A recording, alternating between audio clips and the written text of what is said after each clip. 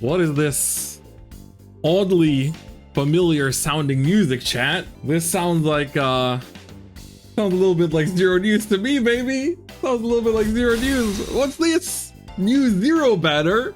Ain't no way, I can't believe it. They put Glory and MLB and Lugia in the end and PBO and Tsukuyomi in the same pack? That's crazy. But unfortunately, we have to wake up from this sweet dream and face reality, as Vanguard Zero is no more, but it's sort of back, kind of, in Shadowverse EVOLVE, because the Shadowverse EVOLVE Vanguard collab set is releasing in Japan this week, and they not only recreated a lot of these OG Vanguard decks really well, they also made sure to incorporate quite a few things from Vanguard Zero, both from like the artwork department, but also in terms of mechanics as well, which is pretty cool.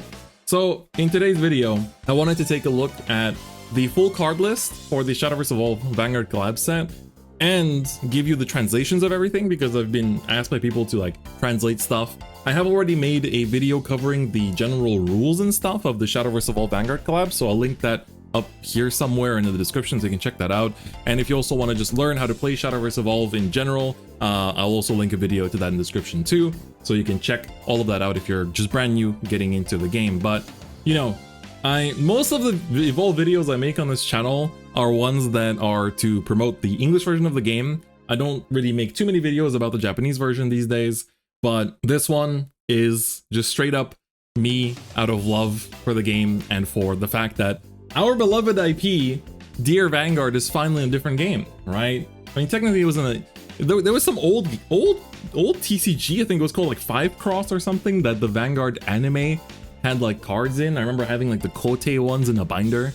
But for the first time, kind of ever, we have Vanguard in a different card game. So what Bushiroad and Cygames did, of course, is they made this like beautiful page with like all the different decks, so you can build, you know, Maelstrom and MLB and Lugia, the end, PBO, Tsukuyomi, and they give you like deck lists and stuff. But of course, you know, this looks great, and you can see, you know, you've got the full shebang for MLB going on. But a lot of people are wondering, you know, how do these decks work? What do these cards do? You know, I can't read Japanese. Please help, dear DifferentFight, save me. And here I am to do just that. So we're gonna take things class by class and take a look at all of the stuff that is in this set. I feel the joblessness and the lockdowns already. that's what Vanguard Zero reminds you of, being jobless and in lockdown. All right, so Maelstrom enjoyers, dear Aquaforce mains, you should be very happy knowing that your favorite clan, Sodu Leon's Wind, might be the potentially one of the best decks.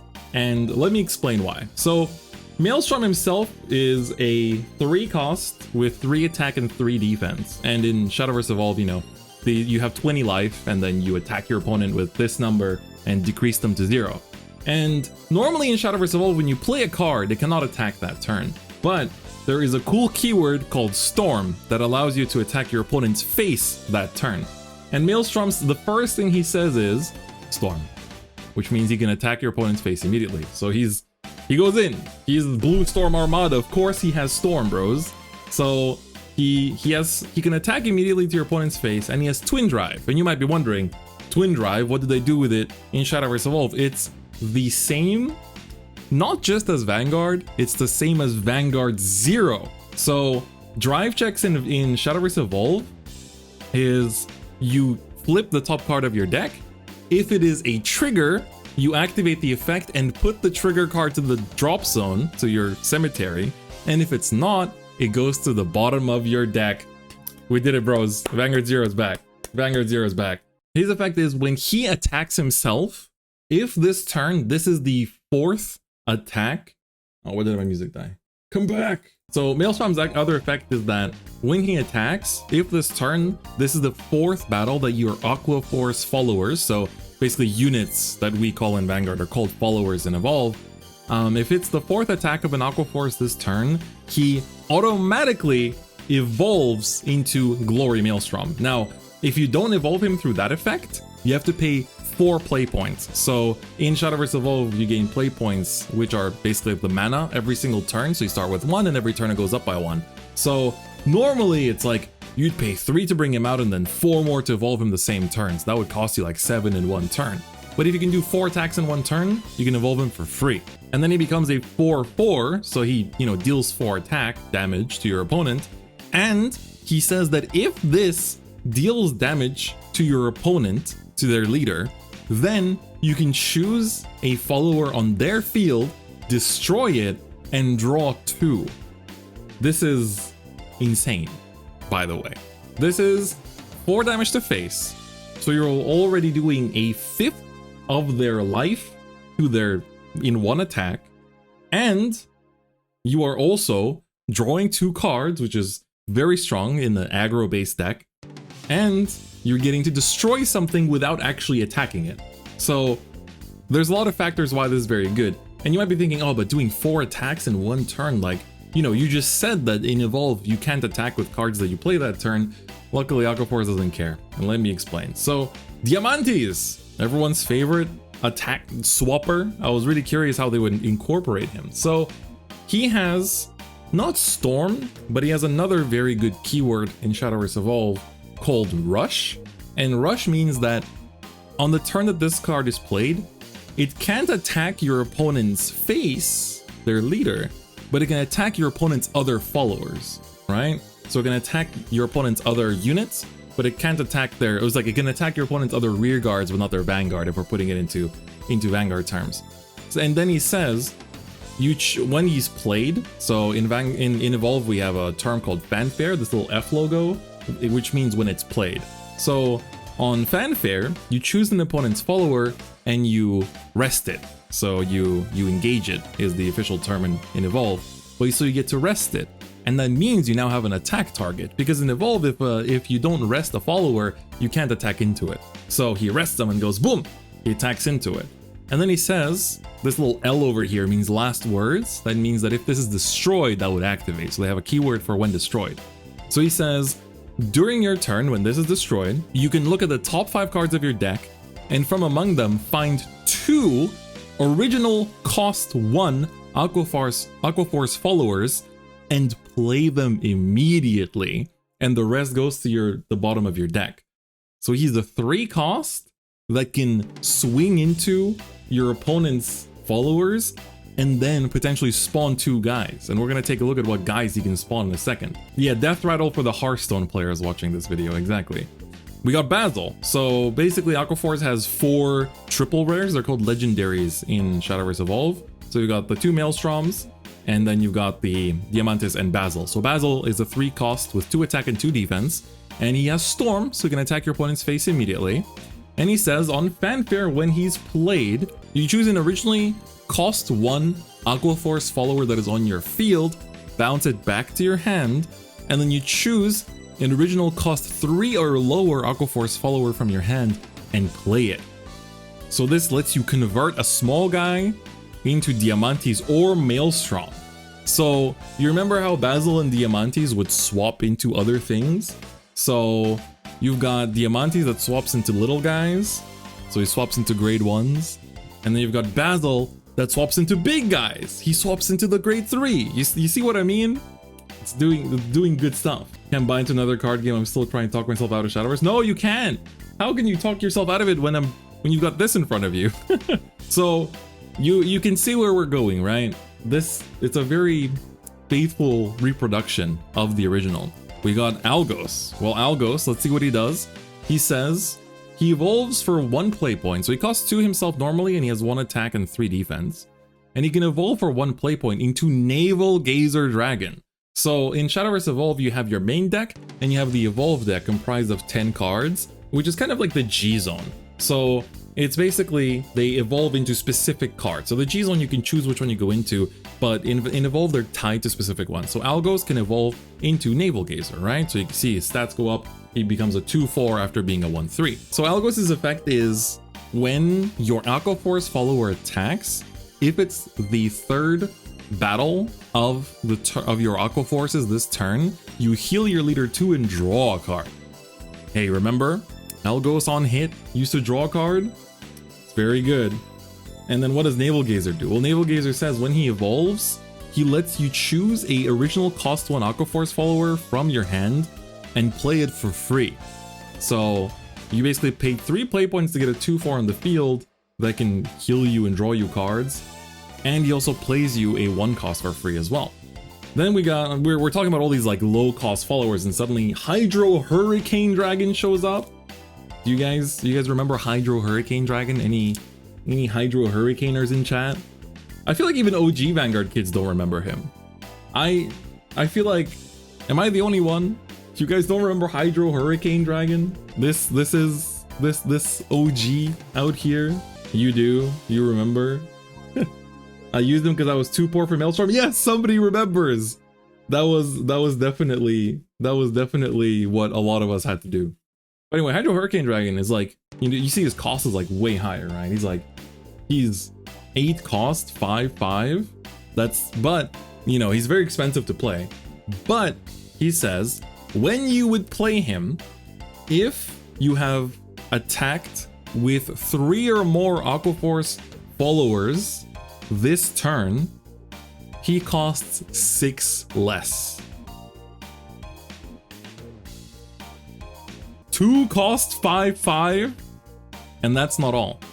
He has Twin Drive, so he can check for triggers, and he says when you play him, you choose 2 enemy followers, destroy them, and for each follower that you destroyed with this effect, you deal 1 damage to your opponent's leader.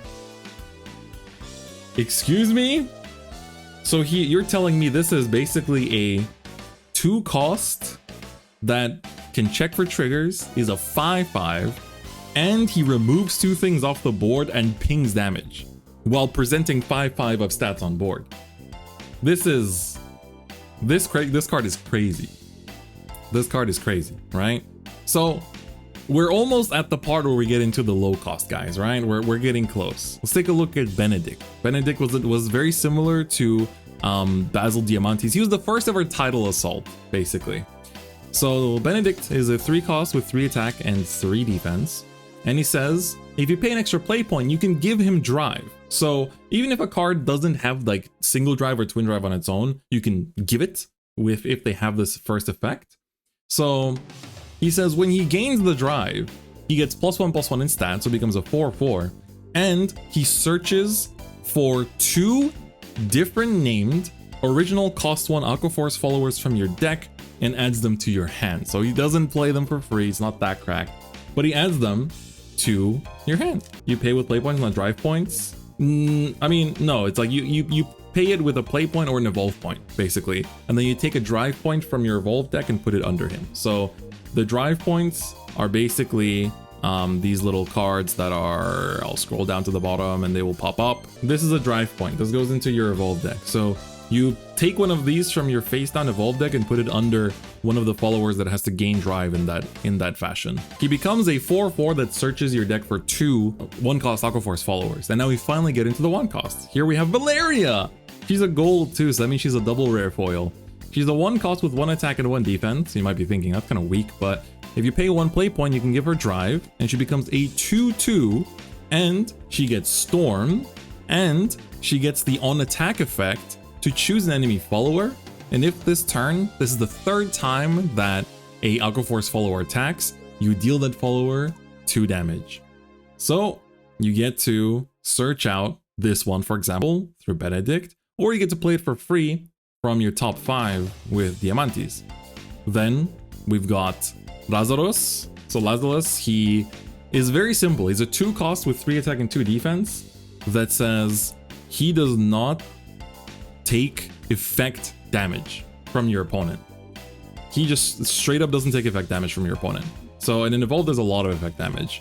So this one's like very generic. This one will be good outside of just the Vanguard decks, just good in the Forestcraft class that he originally belongs to, this green one. Moving on, we've got Teo. He's not a vanilla, he has text. Look at that. I always love the art of Teo, so I'm glad that he has text. So he's a 1 cost with 2 attack and 1 defense.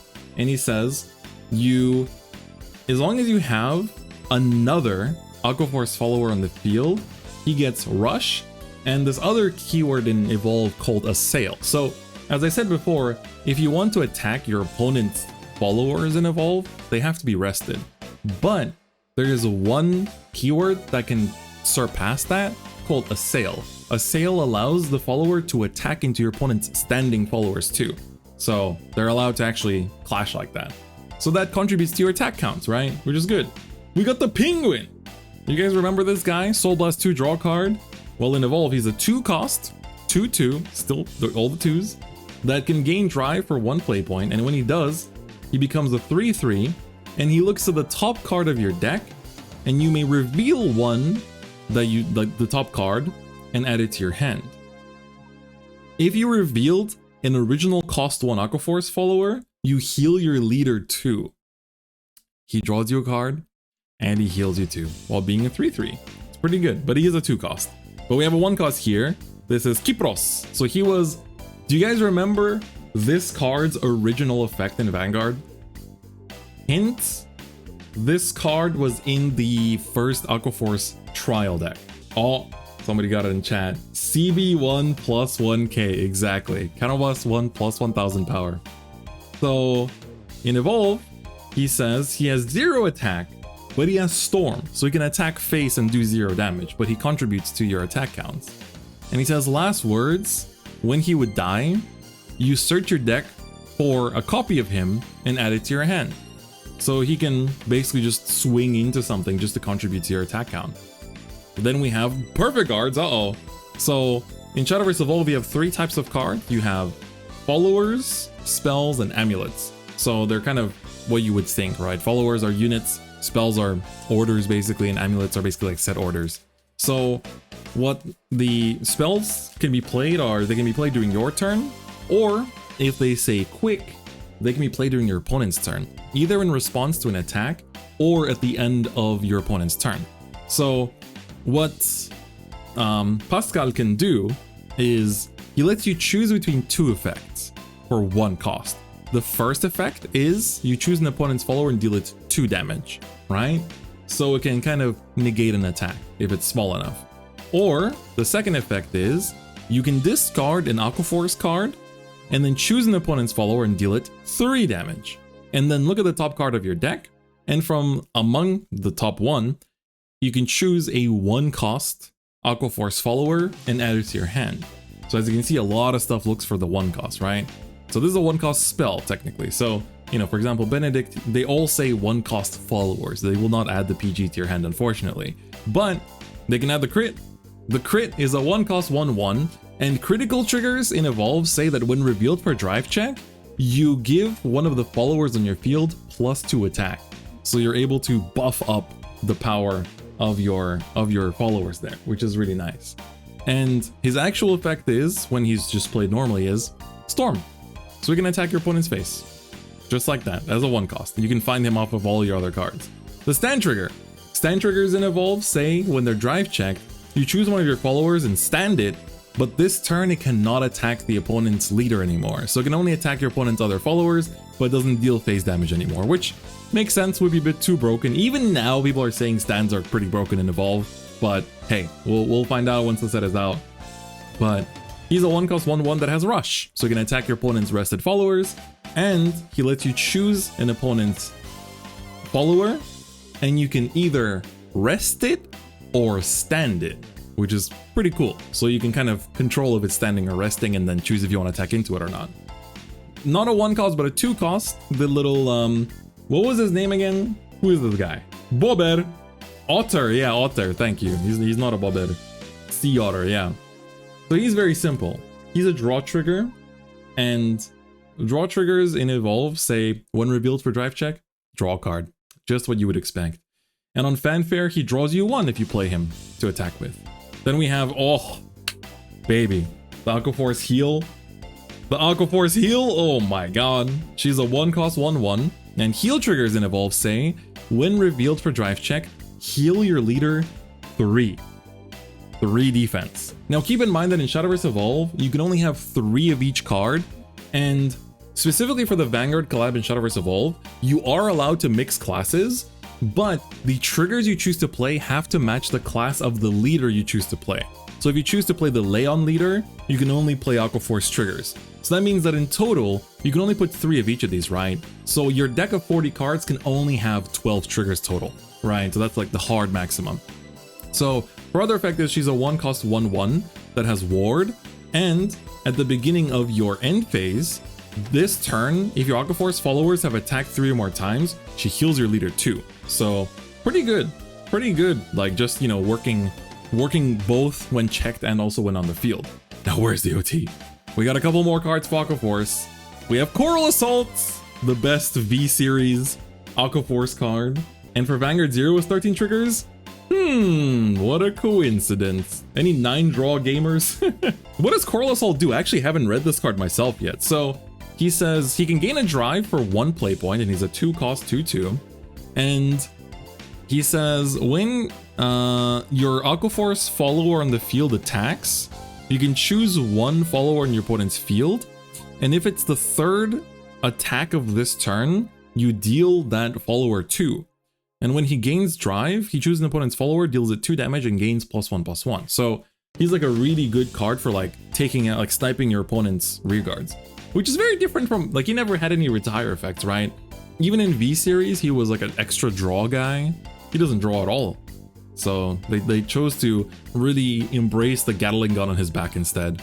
Then we have Cynthia. You guys remember Cynthia? Do you remember what Cynthia's effect was in the OG? Not in V-Series. The very first original Vanguard. Press to draw, Airmo. Indeed, she was an Airmo.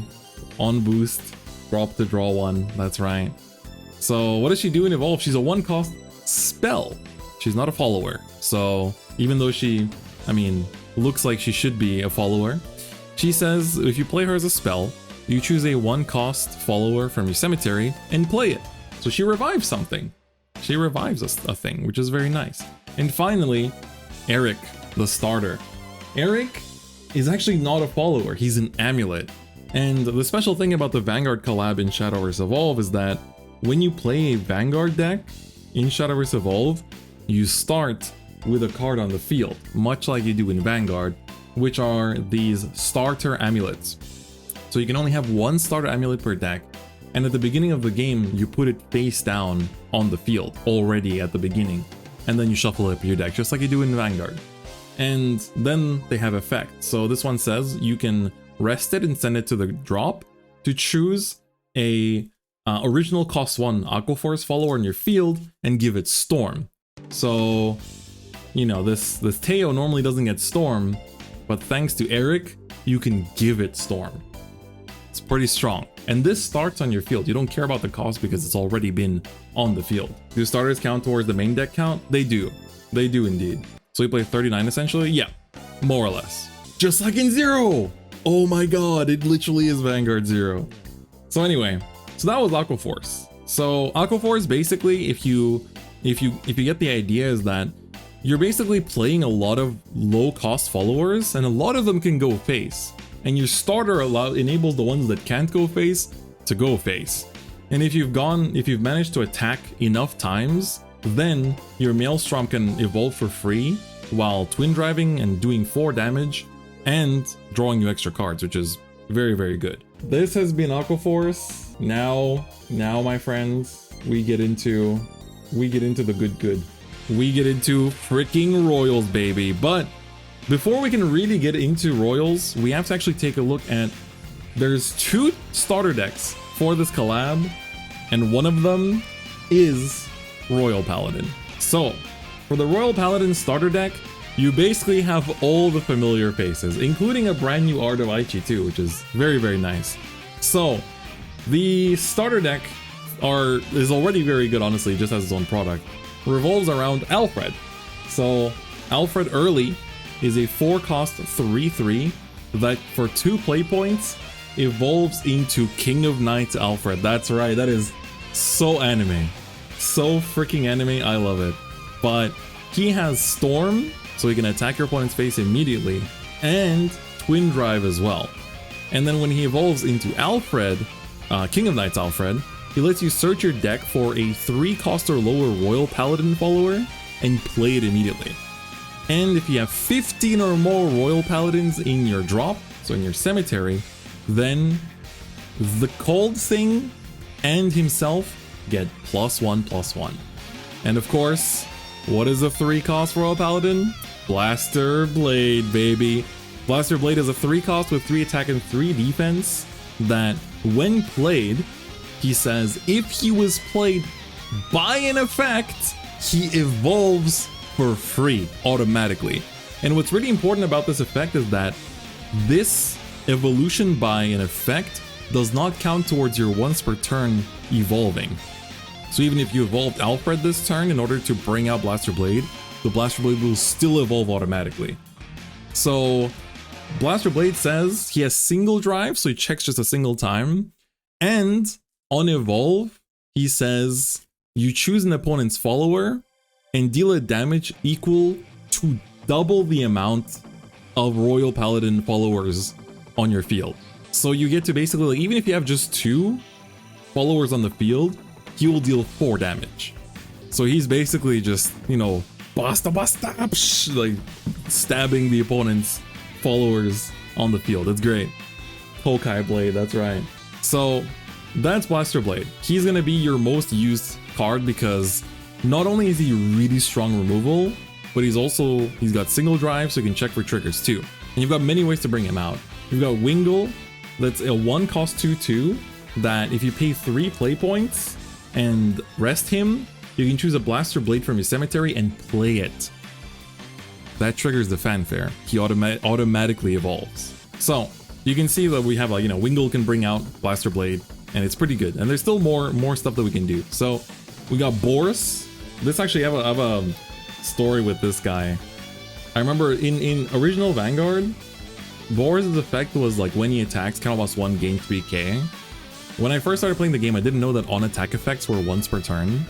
So I would always attack with Boris, +5, gain 15k. I thought I was sick. And then I went to my first locals and they told me you can't do that. And I was like, what? What do you mean? So what Boris does in Evolve, though, is definitely not that.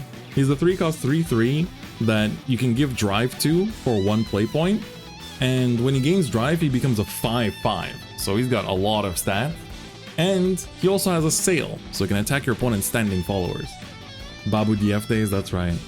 We got Isolde, we got PGs. So you'll notice that all the PGs, much like the Aquaforce one, say that you can choose between 2 effects, and the first effect will always let you choose an enemy follower and deal 2 damage. So you can do this in response to an attack, or you can do it, you know, during your turn.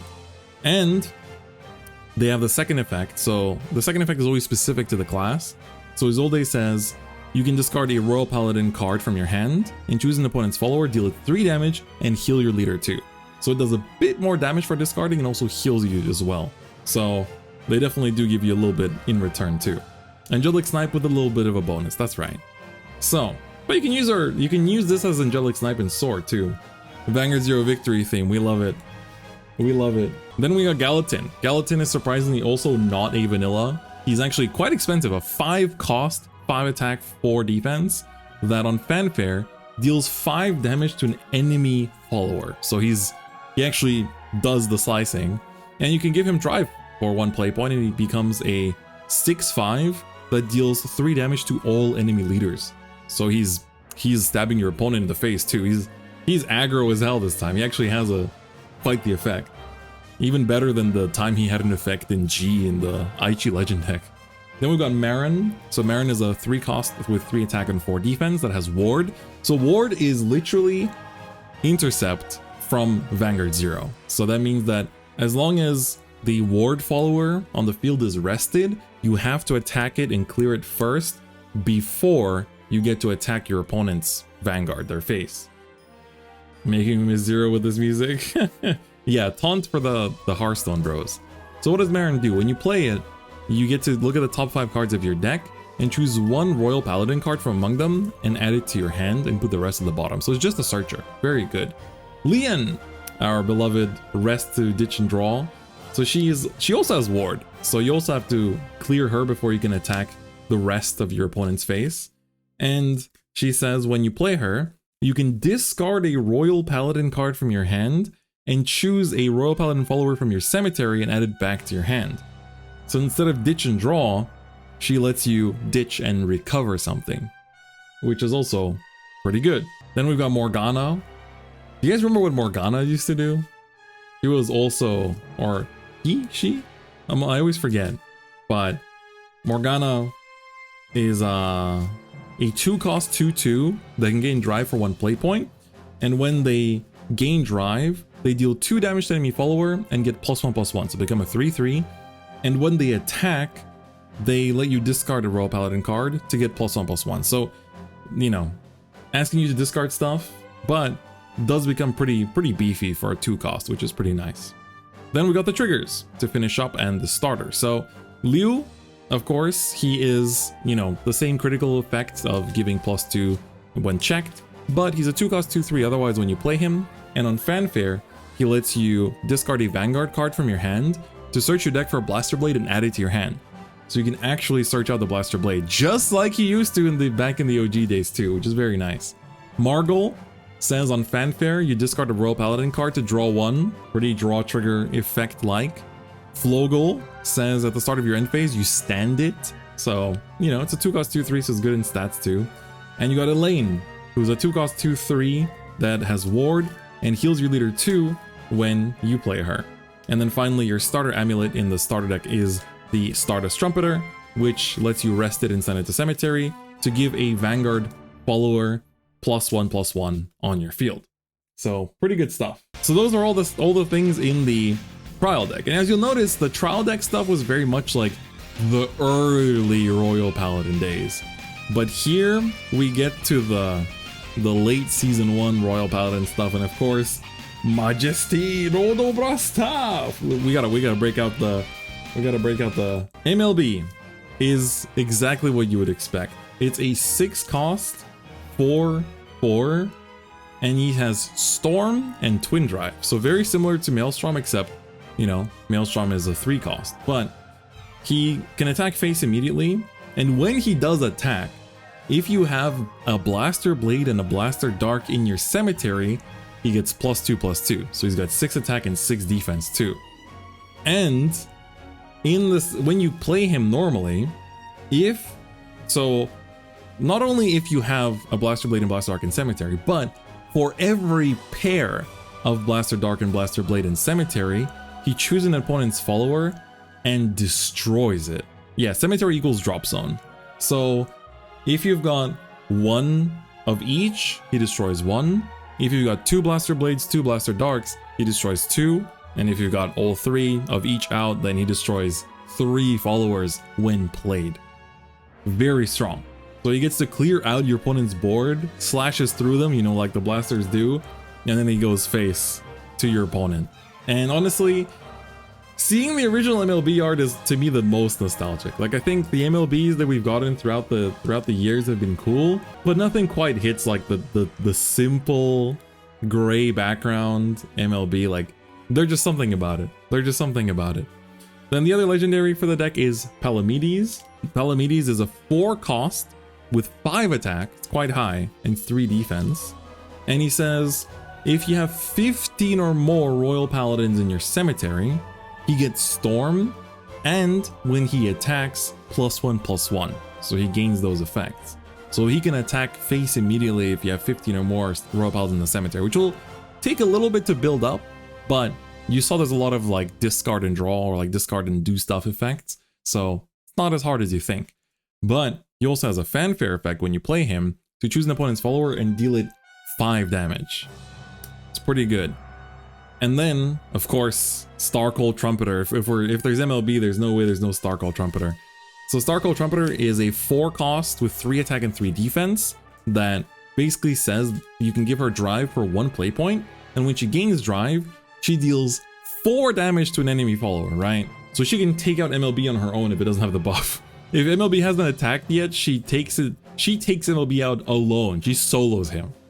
And on top of that, when you would play her, you can search your deck for 2 Blaster named followers from your deck, put 1 to hand, and put 1 to cemetery.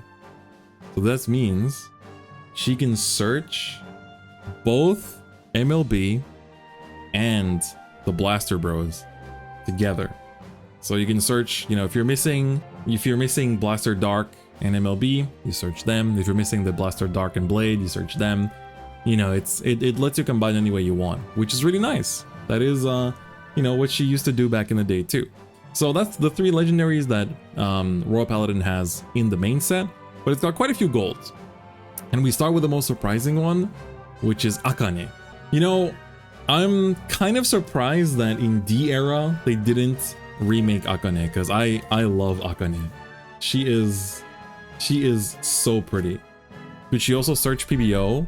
Yes, we're gonna get to that, but Star Call Trumpeter can indeed also search Phantom Blaster Dragon and Phantom Blaster Overlord too. So Akane is a 5 cost, 3 attack, 3 defense follower that when you play her, lets you look at the top 5 cards of your deck, and from among them, find 2 cost or lower Royal Paladin followers and play them immediately.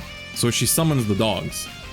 And the rest goes to the deck bottom, and you give the cards that she called both rush. So you can rush into your opponent's followers immediately. But the coolest part is, she evolves for 2 play points, not into herself, she evolves into Soul Saver Dragon.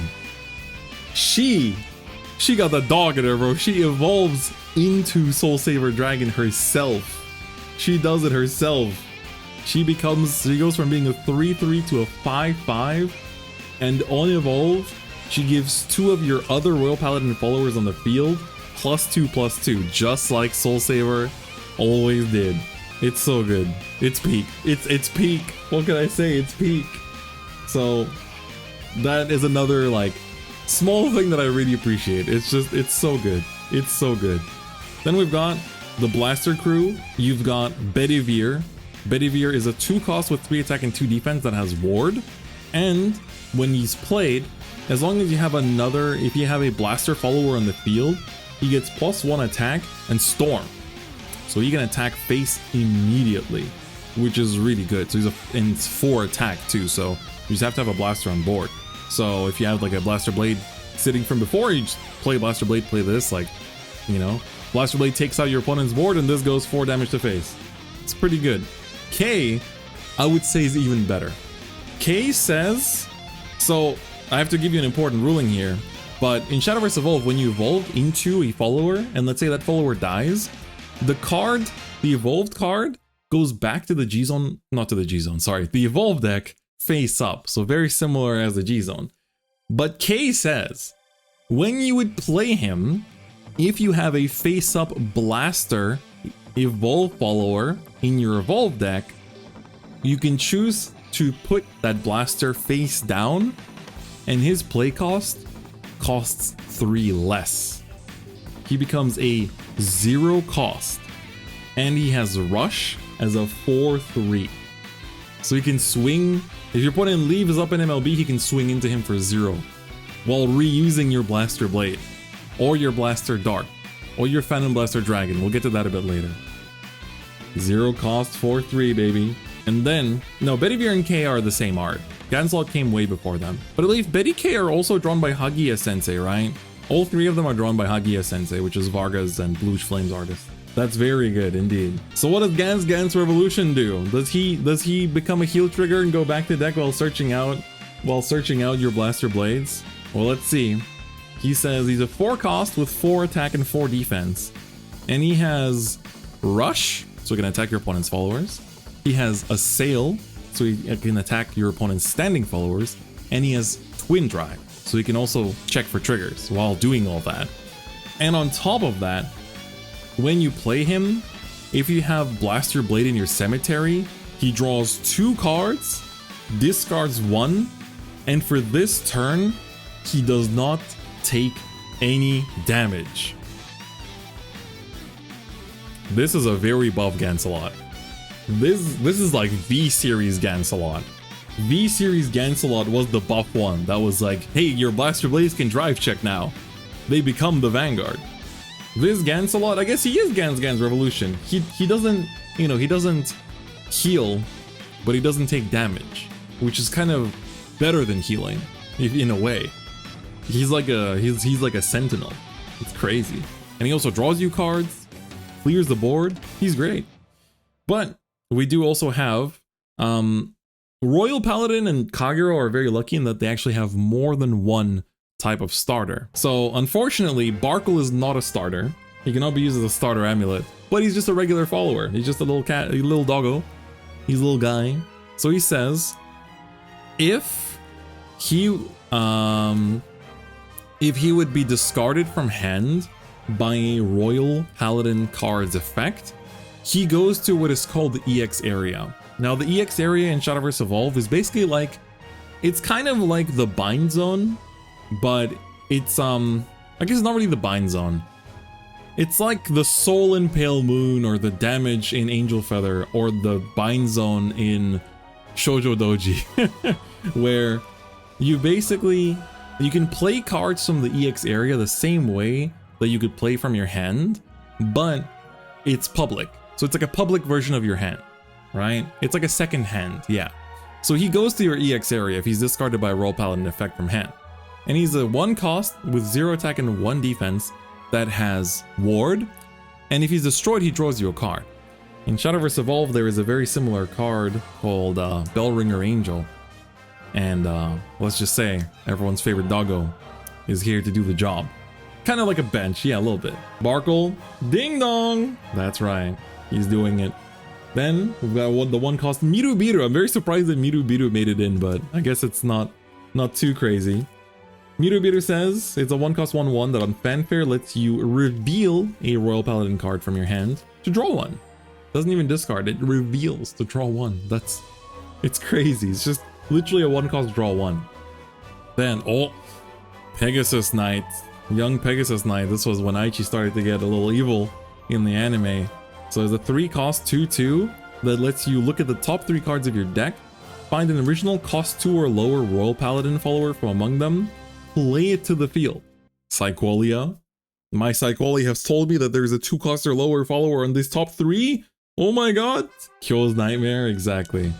This was the go, but it's actually a pretty good card. It pushes out a 2 cost or lower, and as you'll notice, like, that can get you a Bedivere, which has Storm, basically. You know, it can get you the Barkle, and it can get you a lot of the cards we're going to look at now, including the triggers. But we've got Toy Poogle, of course, everyone's favorite dog with hemorrhoids. So he's got 2 cost, 3 attack, 2 defense.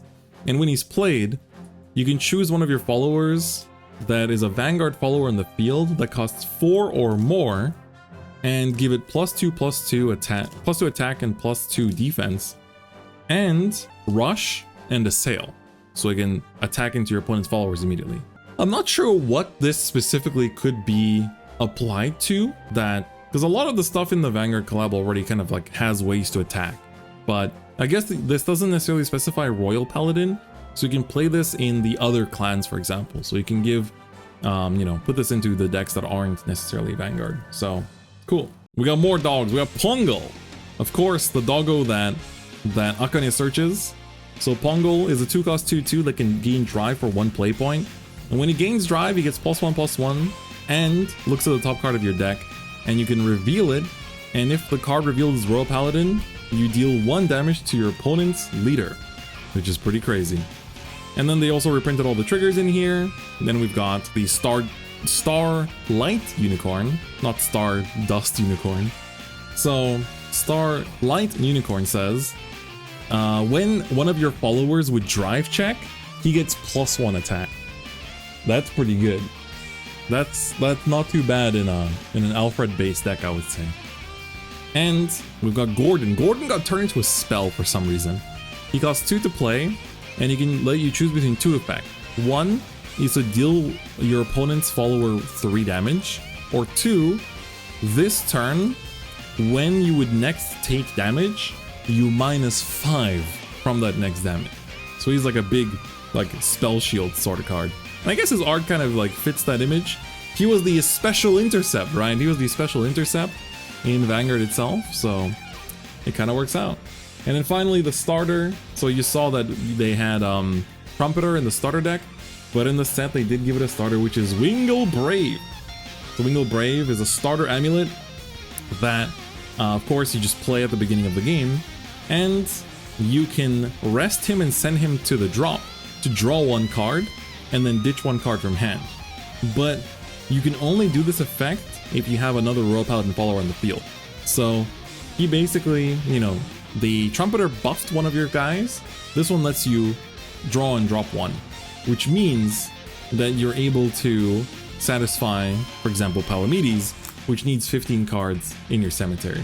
So that has been Royal Paladin. I personally think Royals will be quite good because MLB, you can build both around Royals and, as you'll see a bit later, around Shadows too. But even if you don't build around MLB, you can build around Alfred and just like spam Blaster Blade, clear the board, have good Storm followers, Ganslot to clear the board, and then you can still use K and Bedivere even in a non-MLB based Royal Paladin deck, since they're both really good attackers, because you have like Palamedes, right? So that kind of works out. I think if you're building MLB, you probably won't be using Palamedes though, because you will have a mix of Shadow Paladin and Royal Paladin in your drop, and you need 15 or more in the drop for Palamedes. So I think it'll be quite hard to decide what to build. All right, next we have, of course, one of my most excited ones, Pale Moon. So in terms of the original classes, you know, for example, Aquaforce belongs to Forestcraft, Royal Paladin belongs to Swordcraft, or it's called Royal in Japanese, and Pale Moon went to Runecraft because they're based around spells and magic. So the big boss unit, thank God, is Lukier. No surprise there, she's still as beautiful as ever. So I was really curious how they would incorporate Soul and just Pale Moon into the Vanguard collab. I really didn't think they would even choose Pale Moon in general, but I'm really glad they did because, I mean, look around, look at all these nostalgic faces. There are some that have never been retrained, like Mistress Hurricane. I think even in V we never got a Mistress Hurricane, right? You know, you got the Vanguard Zero art of Alice. I don't think this art ever released outside of Zero, right? This is the first time this art is on a paper card. Oh no, Italian Vanguard, right? Italian Vanguard had her. But so let's see how do they incorporate Pale Moon into Shadowverse EVOLVE. So basically, in Shadowverse EVOLVE, you can banish cards, and usually when cards are banished, you never see them again. Like, it's like removed from game in Vanguard. They're just gone forever. But Pale Moon said, nope, we will use that. So Lukier is a 7 cost, so she takes a while to get to. 7 cost with 5 attack and 5 defense. And she has Rush, so you can attack your opponent's followers, and Twin Drive, so she can do 2 drive checks. And when you play her, from your banished area, you can choose an original cost 4 or lower Pale Moon follower, 3 cost or lower Pale Moon follower, 2 cost or lower Pale Moon follower, and play one of each of them on the field immediately.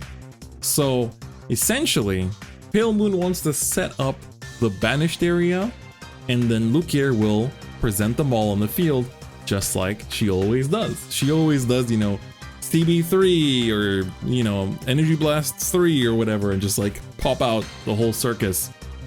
And she does the exact same thing in Evolve too. And her best friend is Purple Trapezist. Purple Trapezist is a 2 cost with 2 attack and 3 defense, who says when you play her, you get to choose between one of 2 effects. The first one is draw 1 and put 1 card from hand to the banished area. So you can set up what you want to call out with Lukier. And her second effect is, again, when she's played, you can choose the second effect. Choose a Pale Moon follower on your field. If you have 5 or more cards in the banished area, give that follower Storm. That means this Lukier can go 5 damage to base. I like it. And it's Purple Trapezist that enables it, which is even better. Then we got Alice, of course, everyone's beloved Alice, the giant. So she's a 3 cost with 3 attack and 3 defense. And she has Twin Drive. And when she's played on Fanfare, she banishes the top card of your deck. So it's basically like Soul Charge 1. She banishes the top card of your deck, And if you have 5 or more banished cards, or 5 or more soul, basically, she lets you to draw 1. That's pretty good, right? Imagine if that was her initial effect. Like, soul charge 1 if you have 5 or more soul, draw 1. In Vanguard terms, that sounds pretty good for no cost. And she can evolve for 1 play point too. And when she evolves, she lets you choose between one of 2 effects. The first one is, you choose a 2 cost or lower Pale Moon follower from your banished area and play it. So she calls out a 2 cost or lower, gray 2 from your soul, let's say. Or if you pay an additional 4 play points when you evolve her, you can choose 1 card that is a Pale Moon follower in your banished area and play it for free. So that means that if you, play her for 3 and the next turn evolve her for 1 and pay the extra 4 play points, you can immediately put Lukier out, which is pretty good. Or you can even play Alice for 3 and the next you evolve her for 1, play the 4 play points, and then just bring out the Lukier immediately, and Lukier's fanfare will trigger, and Lukier will summon 3 more things, so you're gonna have a full board of 5. So in Shadowverse EVOLVE, the board limit is 5. So Alice will basically just pop out a full field for you together with Lukier, which is pretty good. Then, Crimson Beast Tamer. Oh, am I mistaken? Crimson Beast Tamer never came back in even V series, right? But anyway, she's a 4 cost 3/3 that on fanfare lets you put 1 Pale Moon card from your hand to the banished area to draw 2. Imagine that in Vanguard. You would be able to put 1 card from hand to soul, draw 2. Sounds pretty good. But she also has Ward, so she has Intercept from Vanguard 0. And if you pay 1 extra play point, she can evolve. But she doesn't evolve into Turquoise Beast Tamer. No. She evolves into Barking Manticore. That was initially the line that she was from. Turquoise wasn't in V either? Wow. That's crazy. These 2 are so famous too. That's crazy. But so Barking Manticore is a 4/4 that keeps the ward but gains Twin Drive. And when it evolves, it chooses enemy follower and deals it 4 damage. So it's removal, it's ward, and it's Twin Driving, which is very good. We got Mistress Hurricane. Do you guys even remember Mistress Hurricane? When Misaki first did the Bando, she was playing against Asaka using Mistress Hurricane as her main grade 3. So Mistress Hurricane is a 2 cost 3/2 that on fanfare, if you have 5 or more cards banished, she gets Storm. So she's going face for 3 for no cost basically. And you can rest her and banish her outside of that, so when she doesn't have Storm, to choose an enemy follower and deal it 3 damage. So she's still taking stuff out. She can't attack if you don't have 5 or more, but she's able to set up your banish. And she's a 2 cost, so you can bring her out with Lukier later too, or with Alice, which is very nice. So works out really well. Golden Beast Tamer is still in here too. She was the VR in the V era of Vanguard. She says she's a 4 cost 4/4 on fanfare. You can choose a 2 cost or lower Pale Moon in your banish area and play it for free. So that can bring out Mistress Hurricane, for example.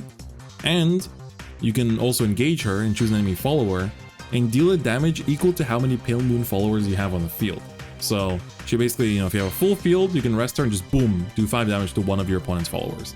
So pretty good considering that, she's also like a setup card. But I wouldn't say she's like the craziest, compared to, I think Mistress Hurricane is better.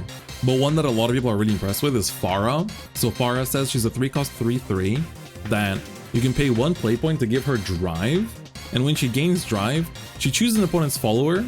She first gives herself +1/+1. And then if you have 5 or more cards banished, so if you have 5 or more soul, she destroys the chosen follower and heals your leader too. So she's really good. She's removal, she's a 4/4, and she heals you. It's pretty good. We like that. Then, Turquoise Beast Tamer. Dude, these are the most... I built Pale Moon IRL when I was still a high schooler because of Lukier and Crimson Beast Tamer. I loved Lukier, but I really enjoyed using Crimson Beast Tamer, Turquoise Beast Tamer, and using, there was the 12k attacker from set 7 that you would use with Turquoise Beast Tamer to make 21k columns, which was insane at the time. It was good times. But yeah, Farah doesn't Persona Blast sadly, but you know, kind of, she gains drive. So Turquoise Beast Tamer can also gain drive for 1 as a 2-cost 2/2. And when she gains drive, she deals 2 damage to an enemy follower, gets +1/+1, sorry, and banishes the top card of your deck. So you notice a lot of them are building up the banish zone, right? Almost everything has banish attached to it. The Bicorn, Dark Metal Bicorn, lets you rest him to draw 1 and banish 1 card from hand as a 1-cost 2/2. We call that a Goblin. It's pretty good. You got Nitro Juggler. He's a 3-cost with 4 attack and 4 defense. And he says as long as you have 5 or more cards banished, he gets Bane and Ward. So Ward I already explained, but Bane is basically, if you're a Hearthstone guy, it's Death Touch. So the moment this attacks into something and deals damage to it, as long as it dealt damage, even if it didn't kill it, it kills it. So it's lethal immediately. And he also says, when you play him, you look at the top 5 cards of your deck, and you can choose 2 of them and banish them, and the rest go to your deck bottom in any order. This is like freaking Polaris and Pokemon TCG. Is Pilmoon the first deck to manipulate the banished area? Yes, it is. It actually is, ever. In Shadowverse EVOLVE, it's crazy. So yeah, this card actually is pretty good. It's like, it sets up your banish, and it can also like take out your opponent's, like it doesn't have rush, so he has ward, and then like basically if you swing into him, you'll die. Midnight Bunny, of course, a very nostalgic card. I really miss, like I was watching a lot of old anime, like Vanguard anime clips. I really miss when they used to show like the characters as the unit. So like, you know, Blaster Blade, Aichi, Blaster Dark, Ren. But I don't know why, but Midnight Bunny made me remember that. But she's a 2-cost 2/2 that can gain drive for 1 play point. And when she gains drive, she gets +1/+1. And she looks at the top 2 cards of your deck. You put 1 to hand and 1 to banish area. So very good because it pluses to your hand while setting up banish. The PG, Hades Hypnotist, lets you choose between one of 2 effects. One of them deals 2 damage to the enemy follower, and the other one lets you discard a Pale Moon card from your hand, deal 3 damage to the enemy follower, and then put the top 3 cards of your deck to the banish area. This one is really good. This PG is really, really good. It puts 3 top cards of your deck to the banish area. Very fast setup. Actually crazy. And then the triggers for Pale Moon. So we got Dynamite Juggler. On Fanfare, puts the top card of your deck into your banish. And if you have 5 or more banished, deals 2 damage to all enemy leaders. So I won't read out the trigger effects again because they're all the same, right? The heal trigger heals 3, stand trigger stands a thing, draw trigger draws a card, crit gives something +2 attack. Actually funny how above the curve in banishing it is. Yeah, right? Everything else banishes like 1 or 2. The PG gives you 3. I guess you discard 1 for it. But you also deal 3 damage, so it's like pretty insane. Then Rainbow Magician, the draw is a 2-cost 3/2 that says you choose a Pale Moon card in your banished area when you play him, add it to your hand, and then put a card from hand to the banished area. So he like trades one out, so you can like grab your Lugia or something. The stand trigger, the Sky High Walker, he's the guy that always talks about changing jobs in his flavor text. His flavor text is very funny. And every single generation of Vanguard, if you read his flavor text, it always talks about wanting to change jobs. But he lets you banish him, choose one of your other Pale Moon followers on the field, stand it, and this turn, that follower can no longer attack the opponent's leader. So just a nice little way to like give something to attacks or protect it from being attacked too. And then the heal, the Piero, is a ward that on Fanfare heals your leader 2 and puts the top card of your deck into your banish. And then finally, we have a couple bronzes. We have Jumping Jill. She's a 1-cost with 2 attack and 2 defense that gains drive for 3 play points, which is quite expensive. So this is my first time reading her. She says when you gain drive, you choose a card that's banished, that's Pale Moon, add it to your hand, and then she gets +1/+1. And on Fanfare, she banishes the top 2 cards of your deck. So actually like very fast. Like on Fanfare, she's a 1-cost 2/2 that banishes 2. She's also quite above the curve. She's very good. Wow. And then finally, Skull Juggler is a spell that says if you choose 2 Pale Moon cards from your cemetery, and you can banish them and draw 1. But it says you can only play this if you have the 2 Pale Moon followers in your cemetery. Yeah, this is basically a recycler. So like if you like evolve your Alice and then you have to like you traded it off and you need to get it back. Good way to do it. So finally, we have the Girl Who Crossed the Gap. So of course, this was the OG starter for Pale Moon back in the day. So she's the starter amulet that you put on the field when you start the game, and you can engage her and send her to cemetery to draw one, and then banish the one card from your hand. But you can only use this effect if you have another Pale Moon follower on the field. So basically, she's there to help you, you know, like a lot of these cards trade cards in hand and puts them into the banish area. And it's just like an old Vanguard, like the soul for Pale Moon is your second hand. So the banish area in Vanguard will be your second hand. I mean, in Evolve will be your second hand. So honestly, I feel like Pale Moon will be pretty damn good. Like, you've got a very fast way to build a board with Lukier. You can kind of, it's like, if your opponent on turn 4 plays down an Alice and they have Lukier in the banished area, you cannot ignore the Alice. Because if they evolve next turn and pay 4, they bring out the Lukier brings out a full field. Like, I think the threat that these two cards put on the opponent are pretty crazy. And Purple Trapezist giving your Lukier Storm is also pretty crazy. It doesn't have to be the Lukier. She gives any one Pale Moon follower Storm. So you can give it to Golden Beast Tamer, I guess. Yeah, you give anything Storm. You can give your Alice Storm if you want to, right? It's like, you know, Lukier is just the biggest attack. She's 5 attack, right? You can give your Nitro Juggler Storm too. So it's pretty good. And it's the fact that you only need 5 cards banished. At first I was like, oh, will 5 be difficult? But no, not at all. 5 sounds like you can achieve it in 2 turns. So very, very impressive. Very, very impressive. All right, the moon has set, the sun has risen, and I unfortunately took a bit too long to look at everything, so we're going to continue with Kagero today going forward in this video. So Kagero in Shadowverse EVOLVE not only is of course in the set with the end, we'll talk about that in a second, but it's also the second starter deck that we have as well. And the starter deck, much like the Royal Paladin one, is already really, really good. So of course Dragonic Overlord is the main boss, and he evolves into himself because of course, you know, Overlord is built like that.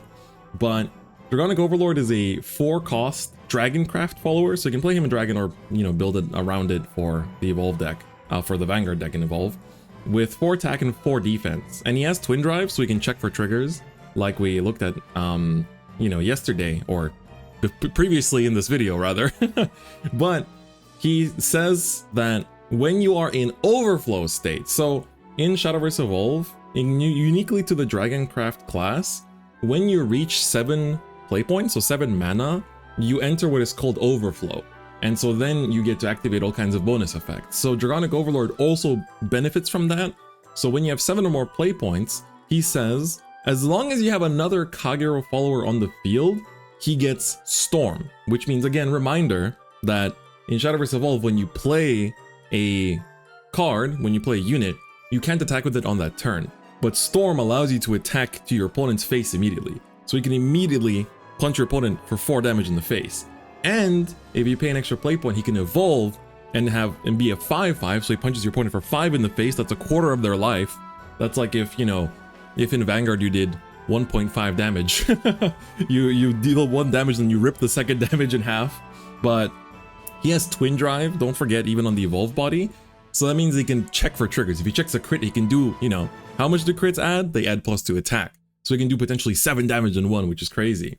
And when he evolves, he lets you choose an enemy follower and deal it 5 damage on top of his attacking effect. And he also says that as long as you are in overflow when he evolves, if he were to take damage by battle, he will stand. And this effect can only be used once per turn. So this is literally the original Overlord. He whacks into your opponent's rear guard, and if he survives, he stands again and punches your opponent in the face. It's peak. It's peak. It's simply peak. He's literally Overlord. Like that's as good as it can get. But it's really cool because they use the anime art for the original, and then they use the actual original card art. Which, like, honestly, the original Overlord still has like such a beautiful aura, you know, like the little wyverns in the background and like the kind of like the desolated battlefield and everything is just, he's literally him. Majestic art indeed. Sadly we already looked at Majestic. Pulling this as an OR in VBTO1, yeah. The original Overlord really does look great. And he's got like his signature sword in both of the arts too, so it's great. But there is one more legendary in the Kagero starter deck, and that is Goku. So Goku is a 6 cost, so he's a bit more expensive to play than Overlord, and he has 5 attack and 5 defense, and he has the ward keyword, which means it's like intercepted in Vanguard 0. And if you rest him and choose 4 Kagero cards from your drop and banish them, so you remove them from the game essentially, you can deal 4 damage to your opponent's leader, so to them, their life specifically, and 4 damage to all of their followers. So he does a board-wide 4 damage and also 4 damage to your opponent's face, while being a ward, which means that because he's rested, he's also absorbing attacks from your opponent. So Goku is actually really, really good. I don't know why they decided to give him such an insane effect, but I mean, back in the day, he, you know, if you drive check the grade 3, he would retire a grade 1 or less rearguard, I think? Was it grade 2 or less or grade 1 or less? I can't remember, but very, very good. Like, they actually made him incredibly strong. So Goku is actually very, very good. Yeah, it was 1 or less, right?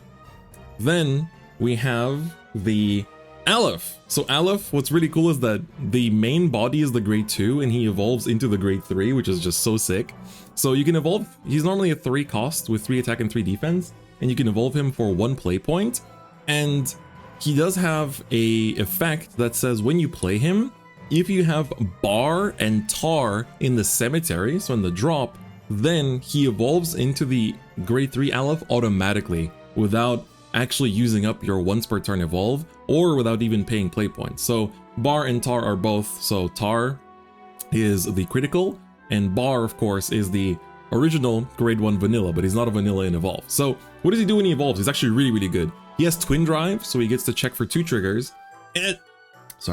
And when he evolves, he looks at the top 3 cards of your deck, and then he can find a Kagero follower that is not Aleph and put it to your EX area. So the EX area, as I said, is basically like your open hand that your opponent can look at. And he puts it to the EX area and the rest go to the bottom.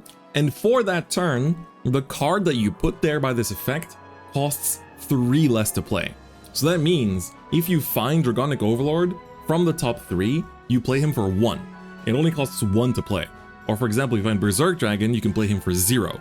So he basically gives you a free card. Like it's not even that he pluses, he also makes the card that you plus with cheaper to play. And the fact that he can evolve for nothing on top of that with his fanfare is insane. Then, of course, Berserk Dragon is a 3 cost with 3 attack and 3 defense, and he is able to get drive for 1 play point. So until now in this video, I've been saying, you know, like gain drive, but technically, officially, it's called riding. So you can pay 1 play point to ride Berserk Dragon, which means to give him the drive point. And so when he gains drive, you can choose an enemy follower and deal it 3 damage, and he gets +1/+1, so it becomes 4 attack, 4 defense.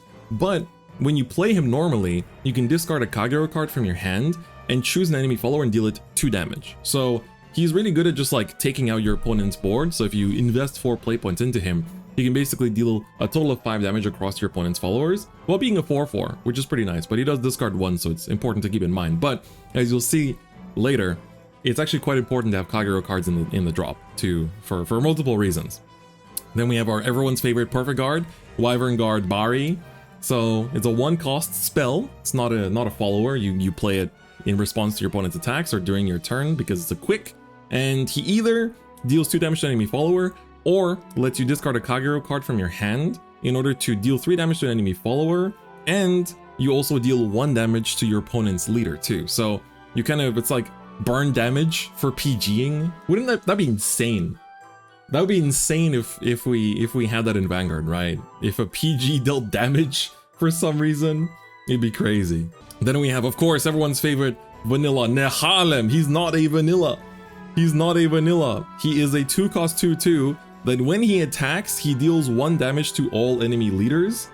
And when he gains drive, which you can give him for 1 play point, he chooses enemy follower, deals it 2 damage, and gains +1/+1. So he does kind of almost the same thing as Berserk Dragon, but just cheaper. So he's pretty good. You can see that there's a lot of like ways to take out your opponent's board in Kagero, which makes sense because that's what Kagero does.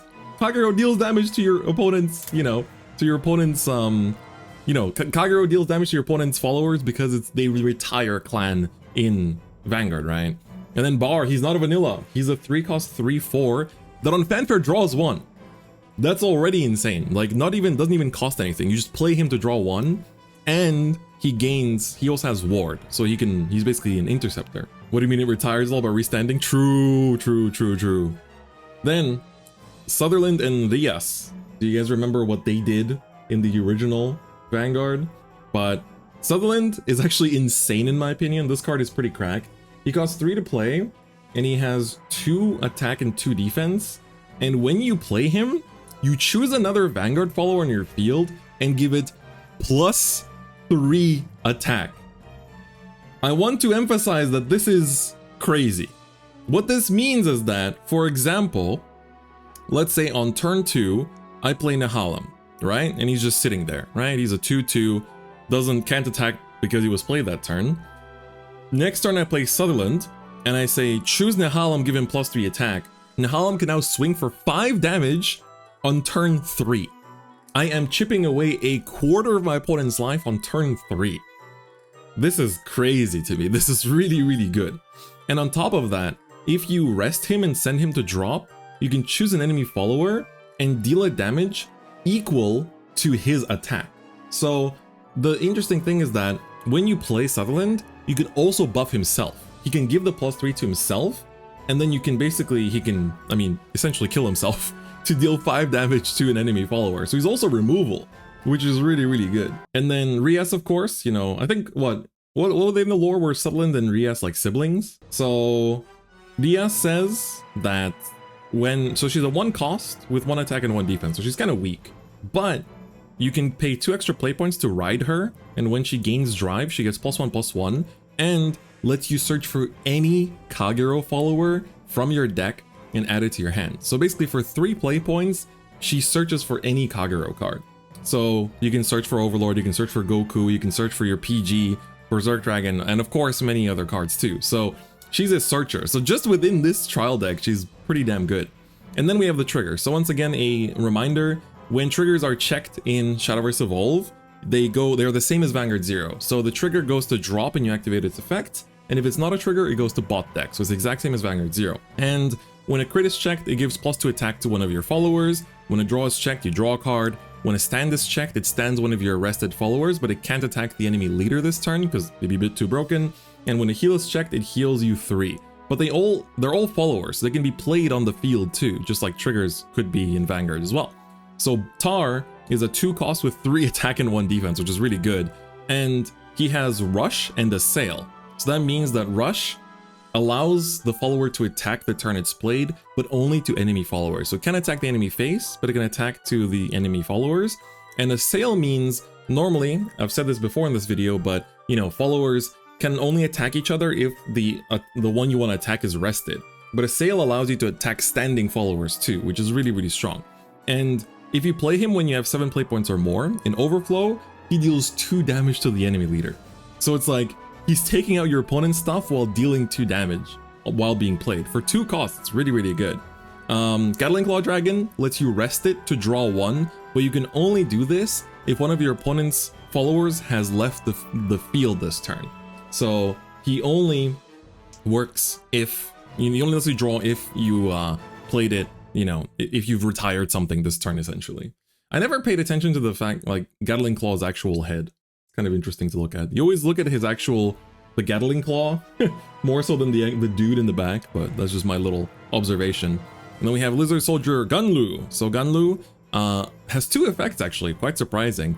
He's a 1 cost with 1 attack and 2 defense that rests himself to deal an enemy follower 1 damage, but you can only do this if you have another Kagero follower on the field.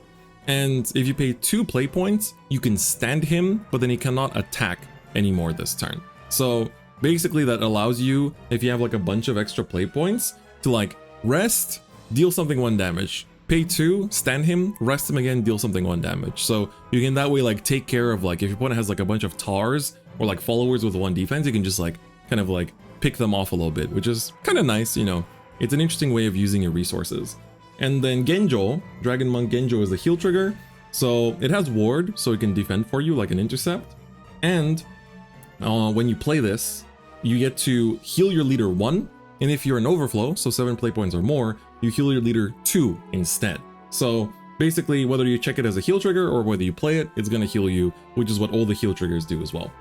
What do triggers do in Shadowverse? The same thing as they do in original Vanguard too. So crits give +2 attack when checked, draw a card, stand something, and heal your leader 3. And then finally we have the starter for the Kagero starter deck, which is Lizard Runner Undo. So Undo is what is called a starter amulet. So when you start the game, if you're playing the Vanguard class, so not Dragoncraft, specifically the Vanguard deck, you are able to choose a starter amulet from your deck and put it face down on your field so that at the start of the game you can stand up Vanguard, and it's part of your 40 card main deck. So the other effect that Undo has is you can rest him and send him to drop to choose a Vanguard follower on your field and give it +1/+1. So that way you can buff your Overlord and it can swing for 6/6 to your opponent's face, which is pretty good. So just within the starter deck, honestly, like, it's already pretty good. Like, Overlord is a really good boss unit. Goku is like big board damage, and I think Aleph being able to free evolve and search stuff for free is really good. However, of course, in the actual set, we have Mr. The End, which, as you saw, Rias, for example, can search for any Kagero card.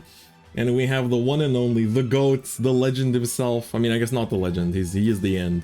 But the End does not disappoint. He is definitely made to be the End, is the best way I can put it.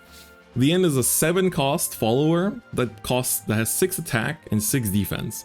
And he has Storm, so that means the moment you play him, he immediately swings into your opponent's face. He can immediately attack. He also has Ward, so that means that after he attacks, he will protect you as well. So he attack and he protect, right? He's got that little, he's got the thing on his forearm next to his gun here. You can kind of see on both of his arms that helps him protect you at the same time. And he has Twin Drive, so he can also check for triggers. But that's not all. That is not all. When he attacks, if you play an additional 3 play points and Persona Blast, which, if you're not an OG Vanguard player, is not Persona Ride. It's the ability to discard another copy of the End, and he stands. And that does mean that he can attack your opponent's face again. So if you play Overlord the End on 7 and attack your opponent's face, and he doesn't die, next turn you could theoretically attack with him again, pay 3 play points and discard a copy of the End, and swing in once more. So he's literally the End all the way to the Persona Blast.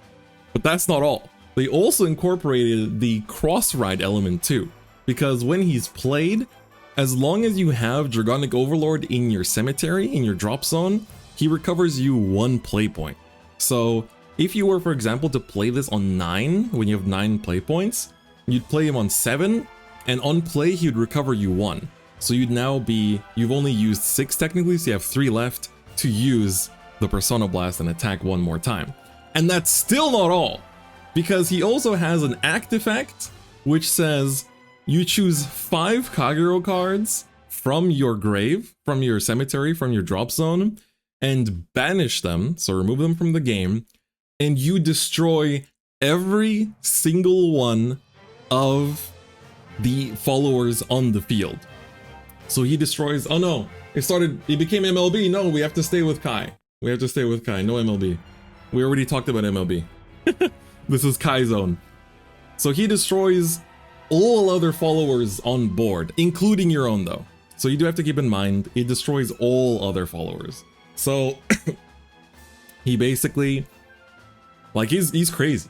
he's crazy. Like, you can swing, it's like your opponent sets up a bunch of wards, he just clears the whole board. Literally, he is the one. He is that guy. The final form, the ultimate form of Dragonic Overlord with an asterisk. So I think that honestly the End is like very up to par to being one of the best. There is a question of like, will he survive against, you know, Maelstrom's like aggression? But I think honestly Kagero has enough ways to deal with the opponent's board to do that. Welcome back, Black Rose Dragon from Yu-Gi-Oh! 100%, 100%. And of course, when we talk about the end, we cannot forget Burning Horn Dragon. So he's also a legendary, so triple rare basically, with which is a 2-cost with 3 attack and 2 defense. He has Rush, so you can attack your opponent's followers immediately when he's played.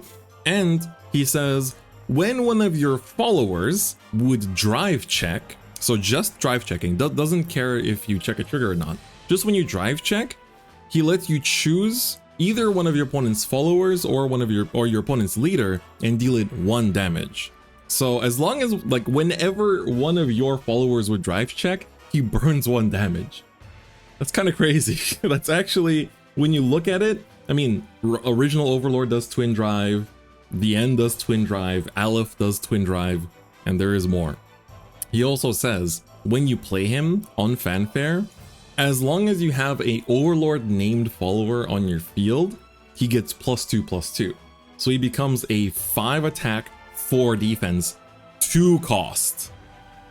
2 cost. He does need Overlord on board, but keep in mind the original Overlord is only 4 play points to play, so if you can play both of them on turn 6 easily. He's pretty good. Every grade 3 just deals 2, essentially, yeah. But then the very surprising last legendary for me was Blockade. So Seal Dragon Blockade is the last legendary and also costs 2 play points. And they managed to make him a floodgate in a very interesting way. So he says he's a 3 attack and 2 defense follower. The goat of Vanguard 0, that's right. Seal the intercept away. He does something a bit different.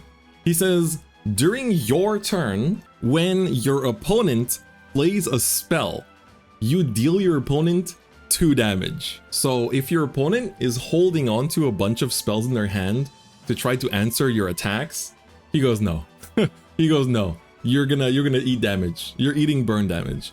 And then he has another effect which says, once per turn, when your Kagero card would deal damage to your opponent's follower, he lets you draw 1. So, deal effect damage, sorry. Not just any damage, but essentially he lets you, like, as long as you damage something by an effect, you get to draw a card. So, very good stuff. The fact that he's a 2 cost is really nice, that, he basically, the way like the turn priority works in Evolve is that, hey, for example, he's on the board, and your opponent then plays a spell to, like, destroy him, his effect will still resolve. So he will still deal the 2 damage before he dies from the effect damage that your opponent would do. So the burn will still go through. That's the very important part, is that, like, even if a card dies, it still resolves its effect. So that's one thing that's really good about Evolve too. So that's the 3 legendaries for Kagero or Dragoncraft. Let's take a look at the gold. So we have Blazing Core Dragon, that of course evolves into Blazing Flare Dragon. So Blazing Core is a 3 cost with 3 attack and 3 defense that costs 3 to evolve into Blazing Core Dragon. But if you have Iron Tail Dragon and Gatling Claw Dragon in your cemetery, you can banish them and you can evolve into Blazing Flare Dragon for 1 play point instead. So we'll take a look at Iron Tail Dragon and Gatling Claw Dragon in a second. Well, Gatling Claw was in the starter deck. Iron Tail is this one. So Iron Tail is a 1 cost with 1 attack and 2 defense that lets you rest him and give himself +1 attack. So it's basically, he's just a little, it's kind of interesting. He rests himself to give himself plus attack, but he is a 1 cost, so it's kind of like, if you play him on 1 going first and your opponent doesn't respond to him, next turn he's swinging for 2 damage, which is kind of cool. But what does Blazing Flare Dragon do? He says he has Twin Drive as a 6/6. Look at this increase. He goes from being 3 attack, 3 defense to 6 attack and 6 defense. He doubles in stats from evolving, so that's why his evolve is normally that expensive. But he lets you Twin Drive, and when he evolves, he chooses enemy follower, deals it 5 damage, and deals 3 damage to the leader of that follower. So he pings something on board and pings your opponent in the face, and if he sticks around, he's 6 damage to your opponent's face later down the line. He doesn't disappoint. He's still removal, and he's still pressure. For whatever reason, they chose to put Dragonic Executioner. This one's kind of funny to me. This is from the Spectral Duke Dragon Extra Booster back in the original days, or Dudley Emperor, I guess, if that's where your nostalgia lies in.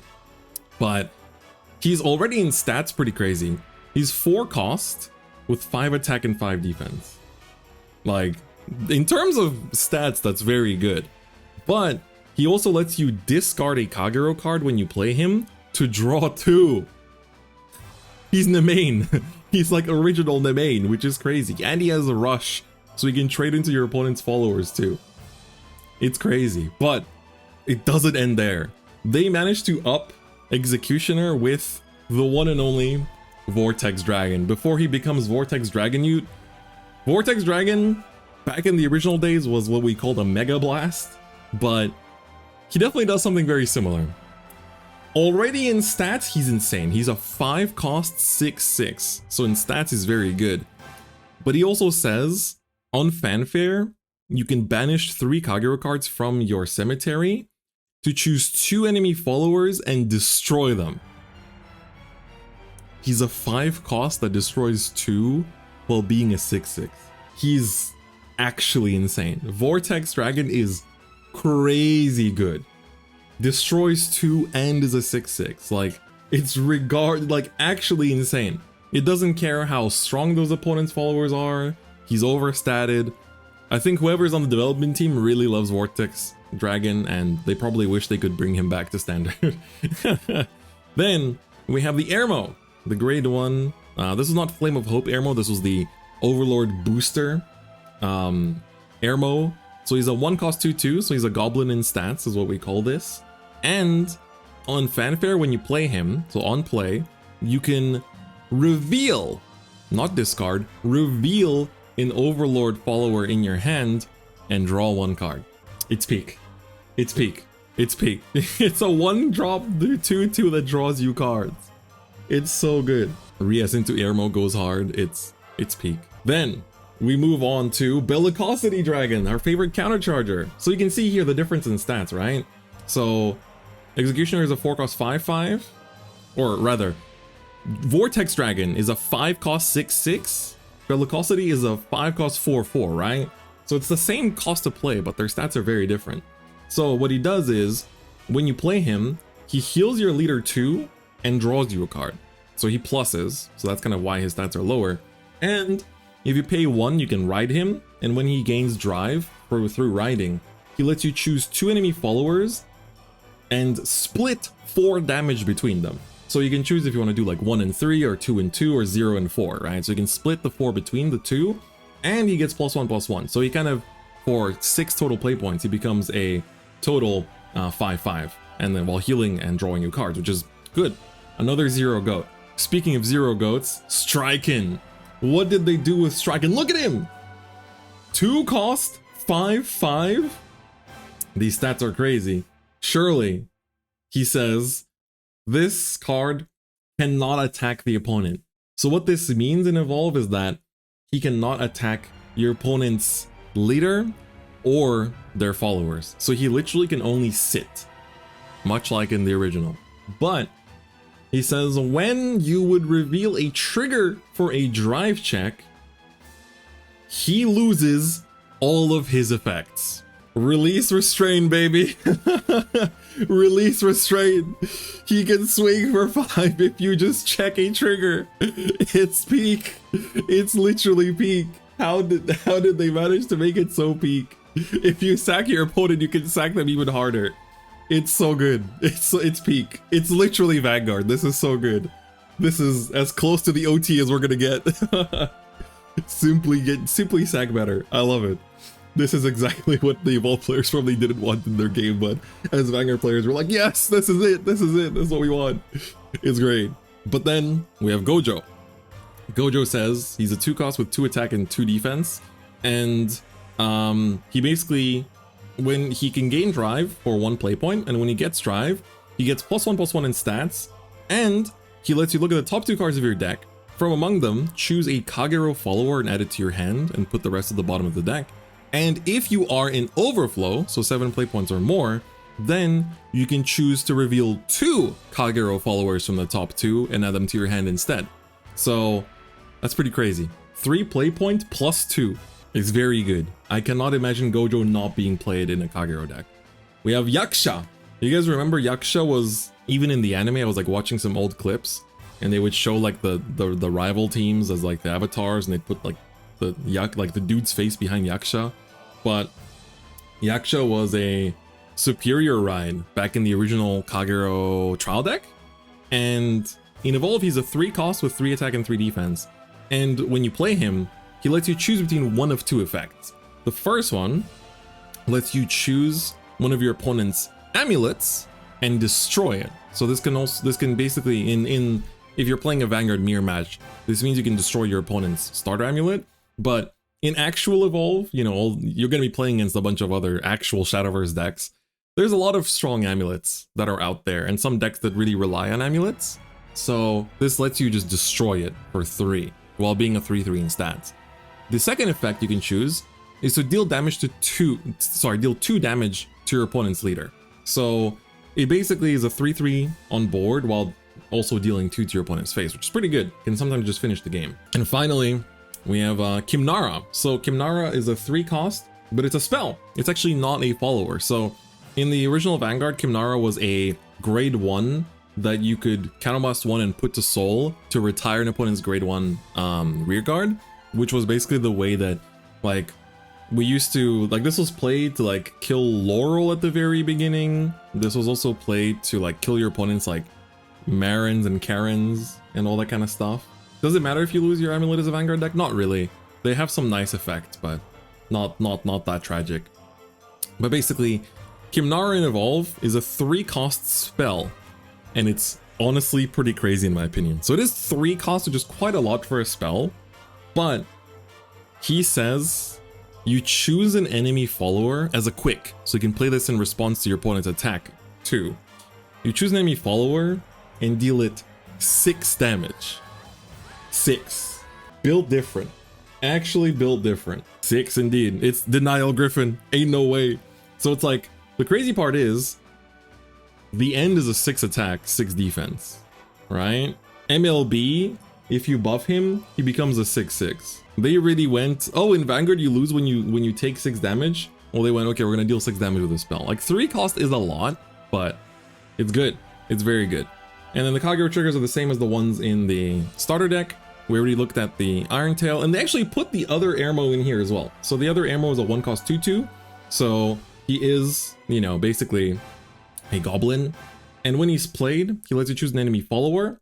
And if you are in overflow, so if you have 7 more play points, he deals 2 damage to it. So he doesn't do anything in the early game, he's just a little guy.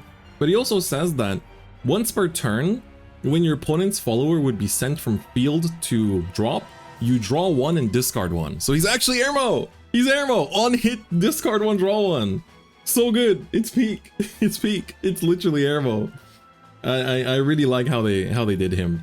And finally, the other starter. So as you saw, we had Undo in the starter deck, but they put Lizard Soldier Conroe, one of the best Vanguard starters of all time, into the set. So he's a 2 cost starter amulet, so you can put him on the field when you before you start the game. And his effect is you rest him and send him to drop to choose the enemy follower and deal it 1 damage. But this effect can only be used if you have a Kagero follower on the field. So Undo lets you buff your stuff, whereas Conroe lets you take out your opponent's early cards, especially if they try to be a bit aggressive. So that was Kagero. I think Kagero is really good. I think there's quite a bit of draw sources. You get to plus quite a bit. Also, I mean, thanks to Aleph, 100% is going to be a staple. Vortex seems crazy to me. I also really like the end Burning Horn as well. I feel like they're a very good package. Like, there's so much removal, and also Gojo's like crazy plussing.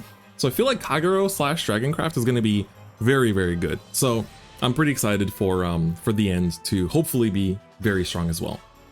How does deck building work with the CFE stuff? So basically, you either build a Vanguard deck, in which case you choose a leader, so Aichikai, Asaka, etc. And you can mix the Vanguard classes, like the Vanguard clans together, but your triggers have to be from the class of your leader. So if you choose to play Asaka as your leader, you can only use the Pale Moon triggers, for example. But you can mix the different stuff together. So there are some cards that are pretty nice generically, especially in OTT, which we'll get to at the very end. So otherwise, if you want to splash these into the other Shadowverse EVOLVE decks, you can only play them in their respective classes, but then they cannot drive check. So you can only drive check if you are playing the Vanguard deck. Triggers will not activate if you're not playing the Vanguard deck. That's a very, very important distinction. So keep that in mind. Like, some of these are very good. So for example, like somebody said in chat earlier, like Tar is actually very good in Dragoncraft because you have cards that benefit from playing, like, you know, cheaper followers. And this guy is like, he's a good attacker, he deals damage, like, don't care about his trigger effect, just look at what he does as a card, right? So that's kind of how it works. It's time for peak. It's time for my edgy days. You know, at the end of season 1, Aichi accepts both his cringe self and his normal self. That is why that is me as well. I have to accept my cringe self. I was a cringe edgy teenager that loved Shadow Paladin, and now I am a slightly less cringe Dimension Police / Brandgate main. But there's something about seeing original PBO that just it feels so nostalgic. With Shadows, I want to go in reverse order a little bit though. You know, let's match the ride chain. So the starter amulet for Shadow Paladin is only Full Bow.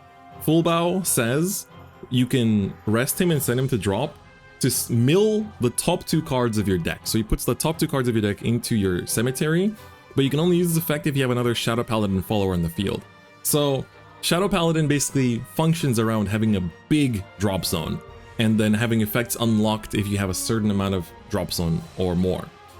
Blaster Javelin says he's a 2 cost with 3 attack and 2 defense, that when you play him, he loves, or sorry, he doesn't, I mean, maybe he loves it, but he lets you discard a Vanguard card from your hand. So any card that has the Vanguard trait. So you see the traits here, like Vanguard. So here it says like Vanguard and Shadow Paladin, right? So it lets you discard a Vanguard card from hand to search your deck for either Phantom Blaster Dragon or Blaster Dark and add it to your hand. Much like the original on-ride search Blaster Dark or on-call discard 1 to search Phantom Blaster Dragon, he does it. And he has Rush, so he can swing into your opponent's followers too. But of course, it wouldn't be complete without Blaster Dark. Blaster Dark is a 3 cost that has 3 attack and 3 defense, and when you play him on Fanfare, he mills the top 2 cards of your cemetery, and he has single drive, and he can also evolve for 1 play point. And when he evolves, he becomes a 4/4 that keeps the single drive, and he chooses an enemy follower when he evolves, deals it 3 damage, and for every 5 Shadow Paladins in your cemetery, he adds 1 more to the amount of damage he can deal. So if you have 5 in drop, he'll do 4 damage. If you have 10, he'll do 5, etc. So he's a really good, you know, card to take out your opponent's board. Then we have Phantom Blaster Dragon. So he's a 3 cost 4/3, sorry. So you can already see that it's the same cost as Blaster Dark, but he has 1 more attack. And he has Storm and Twin Drive. So the moment he's played, he can immediately swing into your opponent's face. But in order to play him, you must destroy a Shadow Paladin follower on your field. They kept it peak. They kept it peak for everyone. You still have to sacrifice one of your followers in order to play Phantom Blaster Dragon. The damn Charging Lance is still in there. And he says when he's played on Fanfare, if when you played him, you sacrificed Blaster Dark as the cost, he evolves automatically. So even if you already evolved Blaster Dark and traded with him, as long as the Blaster Dark is alive and you kill him for the cost of Phantom Blaster Dragon, he will evolve for free as a 3 play point follower. Otherwise, you have to pay 1 to evolve him. And then he says he keeps his Storm and Twin Drive, but when he evolves, you choose an enemy follower, and if you have 10 or more Shadow Paladins in the drop, you destroy it. and he's now 5 attack. So he's swinging at your opponent's face with 5 damage. Blaster Dark just destroyed something and did a single drive, and he also destroyed something and he's swinging at your opponent's face. It's a lot of damage. That's a lot of damage. And it doesn't end there, of course, because Phantom Blaster Dragon's final form, Phantom Blaster Overlord. Look at the scaling on the cost. He goes from being a 3 cost to 9. Why? How could he possibly be a 9 cost? Well, you have a way to reduce that. He says that when you would play him, if you have 15 or more Shadow Paladins in your drop, in your cemetery, instead of paying his original cost, the 9, you can instead destroy a Phantom Blaster Dragon on your field. So this means that you can play him for 0. As long as you have 15 or more Shadow Paladins in drop, and you sacrifice Phantom Blaster Dragon. So he's a 6/6 in stats. He has Ward and Twin Drive, so he doesn't have Storm. And he lets you, on Fanfare, destroy an enemy follower and draw 3. So you've been sacrificing stuff all the time, right? You know, Blaster Dark didn't need to sacrifice anything, but Phantom Blaster destroyed something when you played him, and then Phantom Blaster Overlord destroys the Phantom Blaster Dragon in order to be played, so you've been sacrificing stuff the whole time. But PBO, he'll give you the 3 draw to make up for it, and destroy something too. But he can't attack that turn. He does not have Storm. It'd be a bit too insane, I think, if he did. He does have Ward and Twin Drive. And if you pay an extra play point and discard another Phantom Blaster Overlord from hand, he gains +6/+6 in stats. So he becomes a 12/12 if you Persona Blast, which will almost always win the game unless they have a way to destroy him on attack. So I would never use this the turn it's played, because as you've probably noticed from like looking at, you know, looking at all the cards in this set, there's a lot of destruction. There's a lot of cards, including Shadow Paladin, that destroy enemy followers. Yeah, so he dies to Vortex, right? So I would wait until if he survives, and then next turn do, you know, the Persona Blast and swing for 12. So he doesn't have Storm, he doesn't have Aura, so he can be targeted, he can be destroyed, but it's pretty good. I think it's... Some people were saying that Shadows feel a bit iffy because of the fact that they just have to destroy their own things all the time, but it's so flavorful, it's so peak, and it's also quite aggressive too. Like, you do get to do a lot of things just with PBD and Blaster Dark. But of course, to make up for all that sacrificing, you do have cards that make up for it, right? Nemain, as expected, she's a 4-cost 3/3 that when you play her, she first deals 4 damage to an enemy follower. So she does damage, pretty good. She's not understated either. And she also can gain drive if you ride her for 1 play point. And when she gains drive, she gets +1/+1, so she becomes a 4/4. She looks at the top 3 cards of your deck and lets you choose 1 Shadow Paladin from among them, reveal it, and add it to your hand. So she still pluses, just like the original, to make up for all the sacrificing you're doing. Then, Masquerade, the grade 2 Masquerade. There's no grade 1 Masquerade in here anyway, but Masquerade says if you have 10 or more Shadow Paladins in your cemetery, he gains Rush and Bane, and he's a 2-cost with 2/2. So Bane means that the moment this deals damage to an enemy follower, it dies immediately. So it's like Death Touch from Magic. And Rush means it can attack your enemy followers the turn it's played. So it's really good for trading away your opponent's big stuff. It can, like, you know, one-shot your opponent's PBO. But he says when he attacks, if you have a blaster named follower in your cemetery, he deals 2 damage to all enemy leaders. This also works in MLB. Very important. This also works in MLB. And when you play him, he mills the top card of your deck. So he helps to set up the cemetery for, you know, all of these effects that ask for like 10 or more, 15 or more Shadow Paladins and drop. Then we have Makka, everyone's favorite original waifu. She had so much fan art back in the day. So she's a 3-cost with 3 attack and 3 defense that can gain drive for 1. And if you give her drive, she becomes a 4/4. So she gets +1/+1. and she searches your deck for an original cost 2 or lower Shadow Paladin follower and plays it immediately. So that means you can search out your Masquerade, you can search out Blaster Javelin and search for your Phantom Blaster Dragon immediately. We used to do that. Maka used to search for Blaster Javelin to find your PBO or your PBD with and then set it up with Nightmare Painter, and sadly Nightmare Painter is not in the set. A little bit of a missed opportunity there. But Maka's very good. She's 4/4 in stats while searching your deck. It's great. We love deck search. Curse Lancer, everyone's favorite Believe in My Existence CD promo.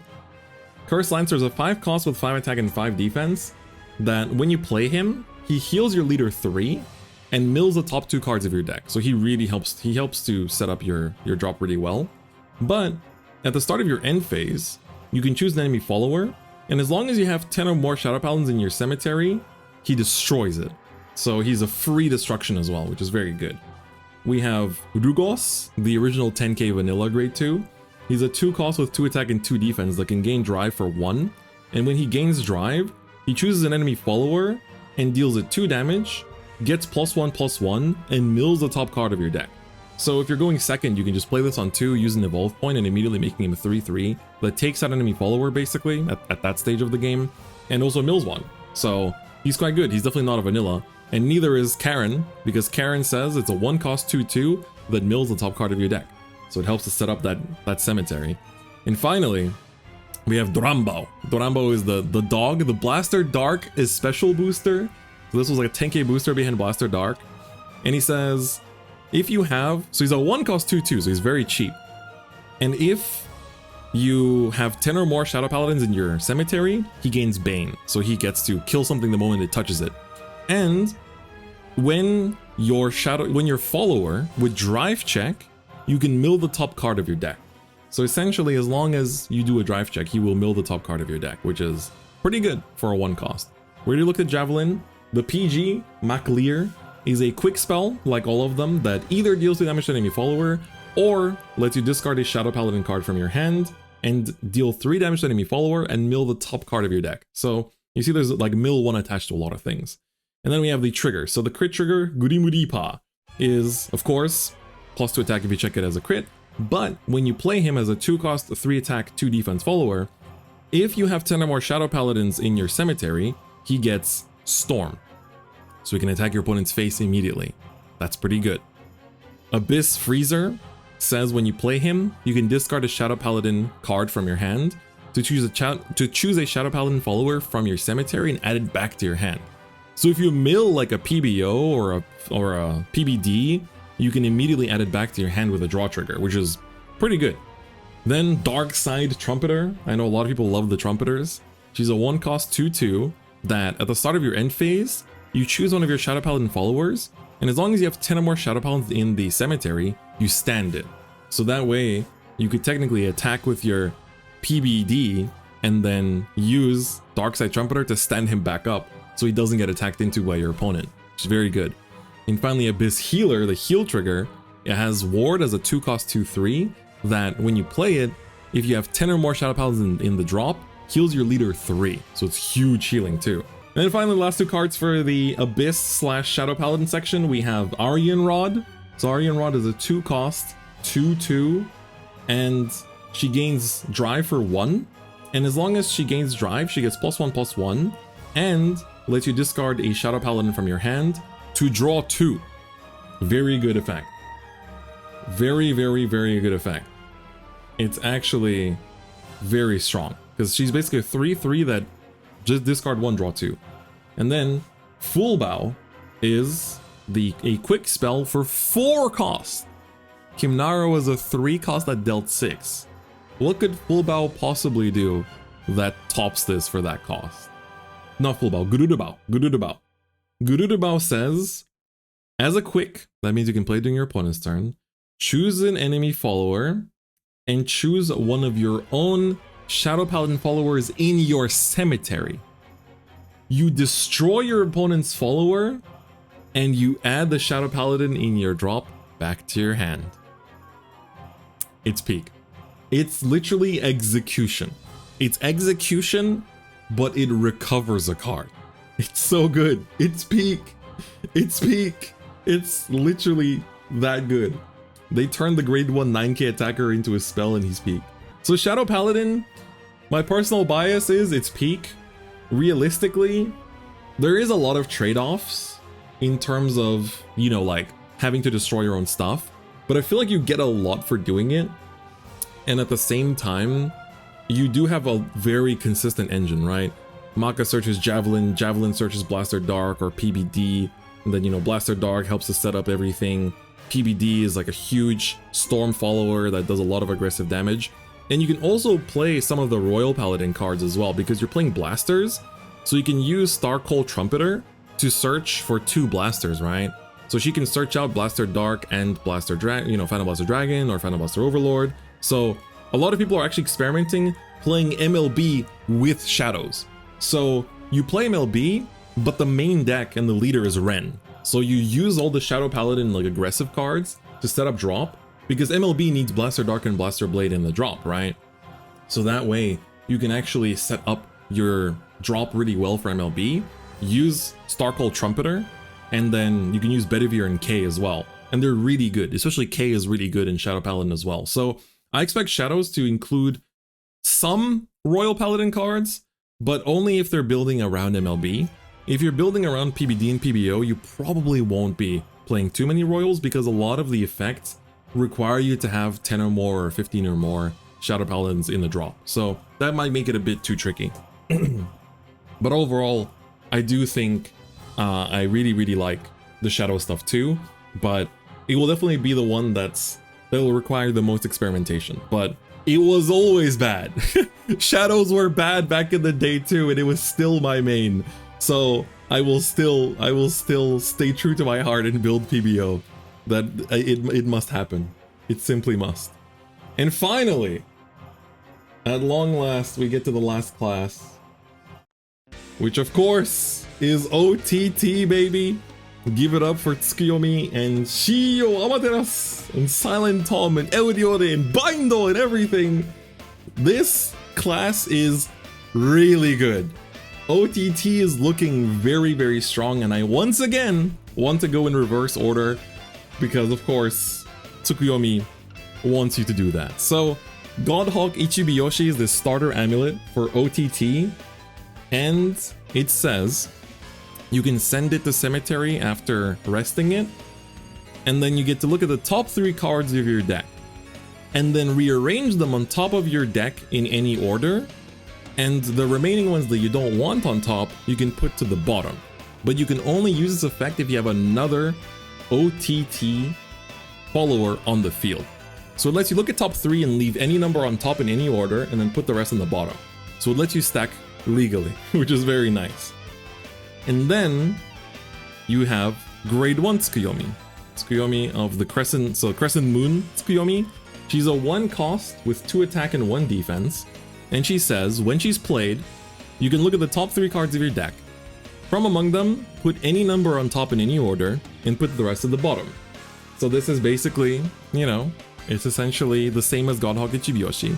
But then, her other effect is, you can rest her and reveal the top card of your deck. If the card you revealed is Goddess of the Half Moon Tsukuyomi, you can add it to your hand. So what does the Half Moon Tsukuyomi do? Goddess of the Half Moon Tsukuyomi says it's a 2 cost with 2 attack and 3 defense, and when you play her, you look at the top 3 cards of your deck. You can put any number of them on top of your deck in any order you want, and the rest at the bottom. And then you can pay 1 play point and rest her, choose an enemy follower, and then reveal the top card of your deck. And then you deal damage to the enemy follower equal to the original cost of the card that you revealed, right? So if you reveal a 5 cost, you deal 5 damage. If you reveal the 4 cost, you deal 4 damage, right? So you get to arrange the top so you know what's on top, and then you get to damage it. But then there's more. If you revealed Goddess of the Full Moon Tsukuyomi, you add Goddess of the Full Moon Tsukuyomi to your hand. What does Goddess of the Full Moon Tsukuyomi do? She's a 5 cost with 4 attack and 4 defense that has Ward and Twin Drive, So she doesn't have Storm, but, you know, she can protect you. And if you have... Oh my god, we became Overlord. No, go back to Misaki, please. There we go. Tsukiyomi turned into Overlord for a second. Tsukiyomi says, as long as you have Goddess of the Half Moon and Goddess of the Crescent Moon Tsukiyomi in your cemetery, she gets Storm, baby! She gets to swing the turn she's played. And on Fanfare, she lets you choose an original cost 4 or lower Oracle Think Tank follower from your hand and play it for free. 0 cost. It's peak. It's actually peak. She can play a 4 cost or lower OTT follower for free. I cannot stress enough how insane this is.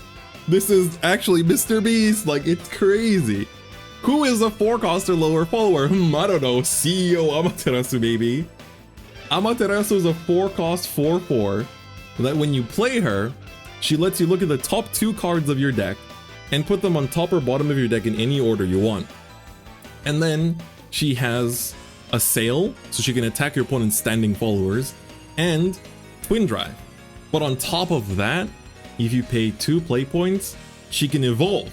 She evolves into her reprint art, Amaterasu, and she says, when you would reveal a trigger by an effect, you get to choose one of 2 effects. The first effect chooses an enemy follower and banishes it. She banishes, doesn't destroy, banish the enemy follower. So if, for example, their follower has last words that would activate when destroyed, nope, that doesn't happen. But keep in mind that Lukier will be very thankful for this. Lukier works with the banish area, so she'll be thankful for that. So she gets to banish a card if you check a trigger. Or the second effect is she can draw 1. So you can either banish something or draw a card if you check a trigger. And you stack the top cards of your deck so you know if you're going to check a trigger or not. And she has Twin Drive, and when she evolves, and whenever a follower evolves, they can attack an enemy follower that turn too. And she's a 6/6, like, she don't play around. Who else we can play with Tsukiyomi's on play? Silent Tomu. What does he do? What kind of guard restrict does he have? How does he limit your opponent? He's a 3 cost 3/3 that has single drive, so he can check for triggers too. And when he is played, he lets you choose up to 1 card from your cemetery, and you can put that card as the 3rd topmost card of your deck. So not the first top, the second top, but the 3rd most card, right? So it's the 3rd from the top. He can also evolve for 1 when he becomes a 4/4, and look at that, he turns into his triple rare art. It's great. It's the gun one. Oh, I love it. Wasn't it this art that never came out in Korea because he has a gun? So like this art was censored in Korea because of the gun, I think. I love him. Silent Tom is the GOAT. Yeah, true. He was a double R. Yeah, right. He was a double R. So he becomes a 4/4 that keeps his single drive, and when he evolves, he lets you discard 1 Oracle Think Tank card from your hand to choose an enemy follower with 5 defense or less and banish it. So he doesn't have guard restrict, but they decided to take his gun in a different perspective. Instead of restricting your opponent with the gun, like putting it to their head, he just shoots one of your opponent's followers, which it works. It works. Euriole. What does she do? She's a 2 cost 2/2 that has Rush and Twin Drive. That's really good, by the way. Twin Drive on a 2 cost is very strong, and she can attack your opponent's followers immediately. And she says, once per turn, when you drive check a trigger, you draw 1. It's pretty good. Doesn't bind anything, doesn't make your opponent lose a card from hand, unfortunately, but gives you extra hand, so it's not too bad. Then we have Libra, Maiden of Libra.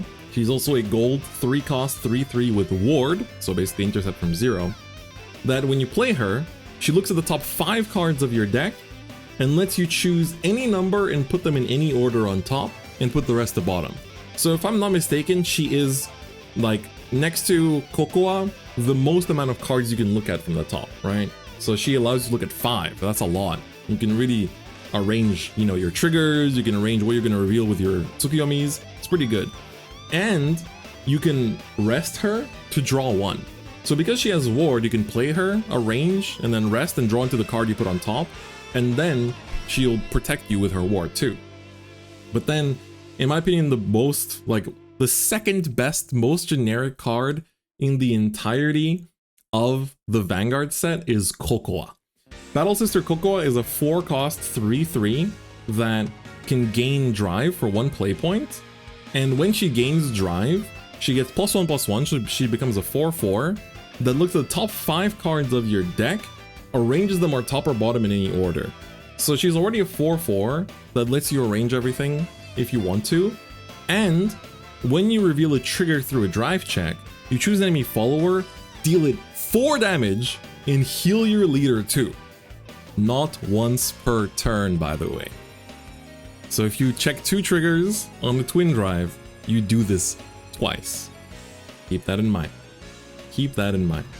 So, one thing that I haven't mentioned yet is that neither of these cards say anything about Oracle Think Tank. You can play these in the other classes of the Vanguard collab. You want to stack your triggers in Overlord, so your Overlord is swinging with extra crit? You can do that. You want to stack your triggers in freaking PBD? Might be a bit anti-synergistic because it requires, you know, 15 Shadow Paladins and drop, but you can do that. But there's one card in this set that is even more generic than this. But it's not Wiseman, sadly. So Oracle Guardian Wiseman, the grade 2 vanilla, he says he's a 2-cost 2/3 that once per turn when you drive check a trigger, deals your opponent's leader 2 damage and heals your leader 2. So it's pretty good. It basically like drains 2. And on Fanfare, when you play him, you choose a card, any card, in your cemetery and put it as the 3rd topmost card of your deck. So very similar to Silent Tom. They both put them as the 3rd topmost card. So, you know, it's kind of like an interesting way of stacking. Then we have the White Hare. The Hare says it's a 1-cost 1/1 that when you play it, lets you choose a card from your cemetery and put it as the 3rd topmost card of your deck. And you can give him drive for 1 play point, where he gains +1/+1 and heals your leader 1. So very good generic effect. Then, Dark Cat. Does Dark Cat let both players draw a card? Let's find out. It's a 2-cost 2/2 that can gain drive for 1 play point, and when it does gain drive, it gets +1/+1, looks at the top 3 cards of your deck, and lets you choose a Oracle Think Tank follower and add it to your hand and put the rest of the bottom or top of your deck in any order. So it does let you actually arrange it, which is very nice. So it doesn't let both players draw cards, but it lets you draw a card, which is arguably better. The PG is, of course, Chocolat. There's no other one it could be, right? It has to be Chocolat. So she's a 1-cost spell that you can play as a quick to either deal 2 damage to an enemy follower, so it's Angelic Snipe if you're an Evolve player, or lets you discard an Oracle Think Tank card from your hand to choose an enemy follower, deal it 3 damage, and then look at the top 2 cards of your deck and put any number on top or bottom in any order you want. So even defensively, you're stacking your deck. It's crazy. So in this deck, you always know what you're drawing, you always know what you're checking. It's peak. It's simply peak. And then the triggers, of course, we have Nike as the crit. So he's actually quite expensive. He's a 4-cost with 4 attack and 4 defense, but he has a rush and a sail, so he can attack into your opponent's standing followers. And when you would check a trigger by an effect, he gains Storm. He gains Storm as a 4/4 if you check a trigger. Pretty good. Then we have Dream Eater. The draw trigger is a 2-cost 2/3 that on Fanfare lets you draw 1 and then put 1 card from hand as the 3rd topmost card of your deck.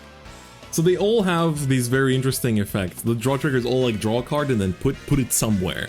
So, you know, like the Pale Moon one lets you banish it. The other ones let you like discard it for like the classes that need the discard, or like the mill. Then we have the stand trigger is quite surprising. It's E Alarmer. I'm not sure if this is the most nostalgic stand trigger for OTT, but I'm not sure what other stand trigger for OTT I would say other than the one at the beginning of G that felt like super nostalgic. So EL Armor is a 1-cost 2/1 stand trigger, and he says when you play him, you can choose one of the Vanguard followers on the field, stand it, and this turn it's not able to attack your opponent's leader anymore. So it can still attack into your opponent's followers, but not into the leader. So it's pretty good. And Lozenge Magus, she has a lot of text. Look how like crunched it all is. Lozenge Magus is the heal trigger, of course, so when you check her as a heal, she heals you 3. But she's a 1-cost 1/1 that has ward, makes sense. And at the start, when you would drive check a trigger, she lets you heal your leader 1, not once per turn. And when you play her, she looks at the top 2 cards of your deck, and you can put them on top or bottom of your deck in any order. So essentially, she allows you to stack your deck immediately on turn 1. And then for the Tsukuyomi gamers, a very nostalgic face is the Tagitsuhime. So Tagitsuhime is a 2-cost 2/2 that on Fanfare looks at top 2 and lets you arrange them or top or bottom in any order. And she can also gain drive for 1, and if she gains the drive, she deals 2 damage to an enemy follower and gets +1/+1. You'll notice that there's not that many cards in OTT that deal damage to enemy followers, like Silent Tom does, but basically, Tagitsuhime is a very important card in especially the Tsukuyomi deck, because, you know, I mean, in general, generically. But, in my opinion, the most generic card in all of this entire collab set, even more generic than the one neutral card in this set, is Luckbird. Luckbird. Let me tell you about this bird. Luckbird says he's a 1-cost spell. A 1-cost spell that lets you choose between 2 effects. The first one is not the reason why I'm saying he's the best generic card, because he lets you look at the top 3 and arrange them or top or bottom in any order. Right? It's typical OTT stuff. You know, you can use this in other classes. Fantastic. It's great. But the second effect is insane. The second effect that you can do for also 1 play point is choose up to 5 trigger followers from your cemetery, put them back to your deck, shuffle your deck, draw 1, recover 1 play point. 0 play points, 1 draw, return 5 triggers. 5! Legion, no way! Oh my god, Legion mentioned. This card, to me, feels like it's an auto-include into every Vanguard collab deck. You can return 5 triggers. Obviously in OTT this is extra good because you are going through your triggers much faster because you're looking through the top cards of your deck all the time. But like, no matter what, this is returning 5 triggers. It's even more than Legion does.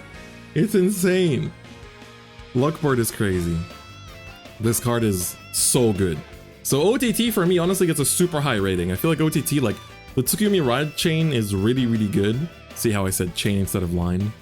Like the ride chain is really good, and like Amaterasu is very good. Silent Tom's very good. A lot of these cards can be used generically, and while it might not have like the crazy offensive power of like Shadows or Kagero or Royals, I guess, it has a very crazy consistency and the highest probability of checking triggers, which, as Vanguard players, we know that checking triggers is pretty good. Finally though, there are 2 other cards which are neutral. So neutral cards in Shadowverse, or in Shadowverse EVOLVE, can be used in any class you want, both in regular Shadowverse decks and also in the Vanguard decks, of course. So the neutral cards, it looks like there's 2, but actually there's only 1. They both have the same effect. So this one is, it's like the Kousaku suru chikara. It's like the power that unites. So it's a 3-cost spell that lets you choose 1 of 3 effects, but if you have 3 or more face-up drive points in your Evolve deck, you get to choose all 3 effects instead.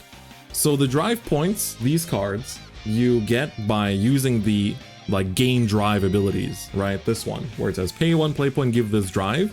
that's how you get the drive points. So if you've gone through 3 of those, you get to use all 3 effects of this for 3 play points. The first effect is choose an enemy follower, deal it 4 damage.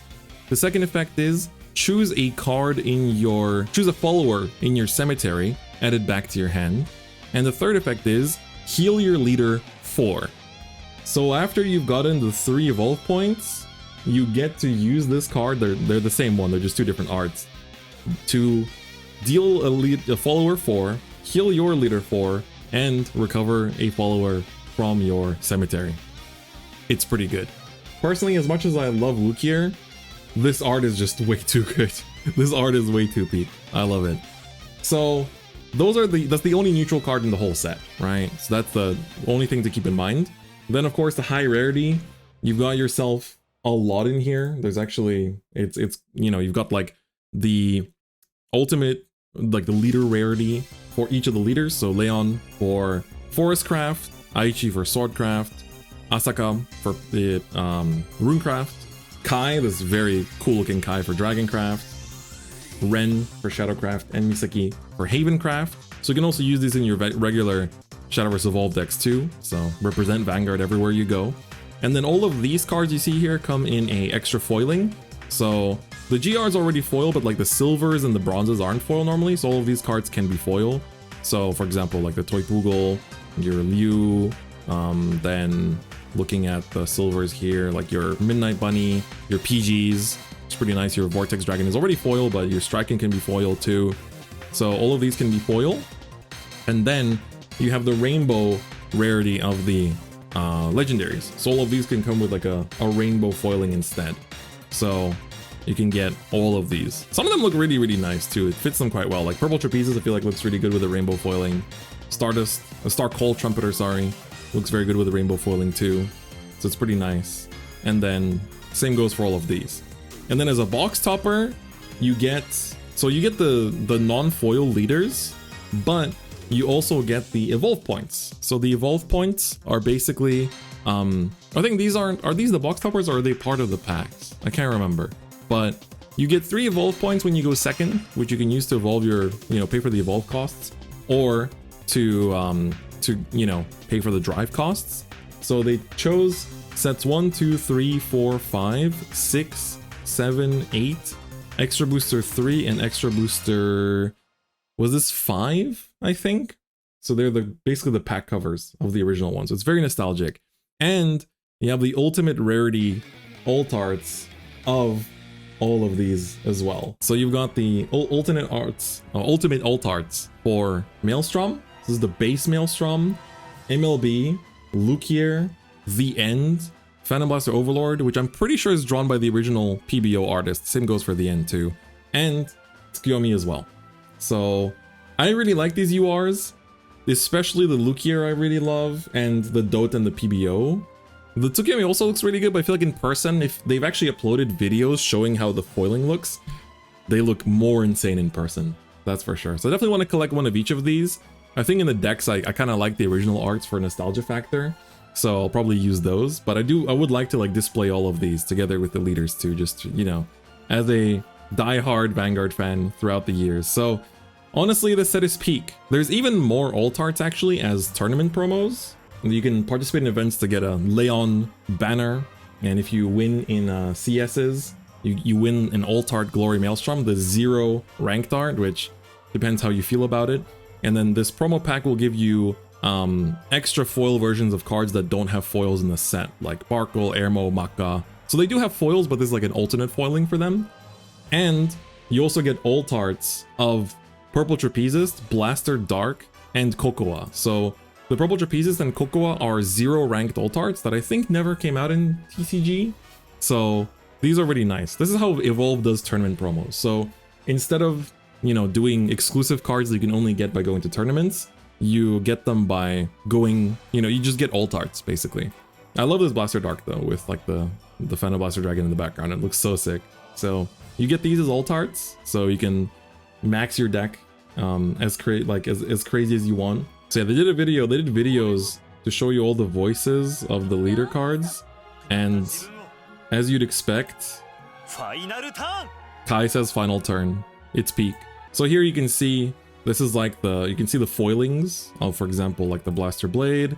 And then this is like the foiling of the Misaki. So it's got like little flower petals. The foiling is like flower petals to match like the Sakuras in her background. Then you've got the Tsukuyomi has like these little like particle like dotted foiling, which looks really nice. And you can see that the name reflects, right? So the name is gold, like it's like a printed gold. So it reflects in the reflection. The Ren one has like these like kind of like brushes, this like brush strokes. The PBO, it's peak. It's peak. It looks so good. It just looks like it's surrounded in lightning, which is so, it looks so good. Oh my god. You see what I mean? When you see these in person, they're even crazier. The Kai, oh dude, the Kai goes even harder than you'd expect. It's crazy. How does it go so hard? The Dote also has like this, the wings look even like stand out even more in the in-person version. The Lukier, not the Lukier, the Asaka has like these little like the triangle foils, and the Lukier of course has like these kind of like little swirl foils all over her. It looks so good. Each of them have a different foiling. And then Aichi, he's got like the shining light. It kind of fits like with how his leader looks. And the MLB is another like super radiant one, very, very colorful, very bright.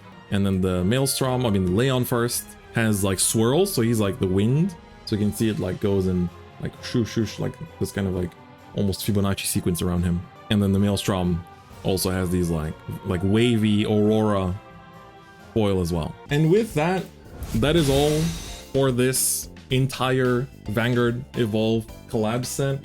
So I hope you enjoyed this very long 2-hour plus first impressions of the set and all the translations of every single card. So this way you can watch this video and you know what every single one of the Shadowverse EVOLVE Vanguard collab cards do.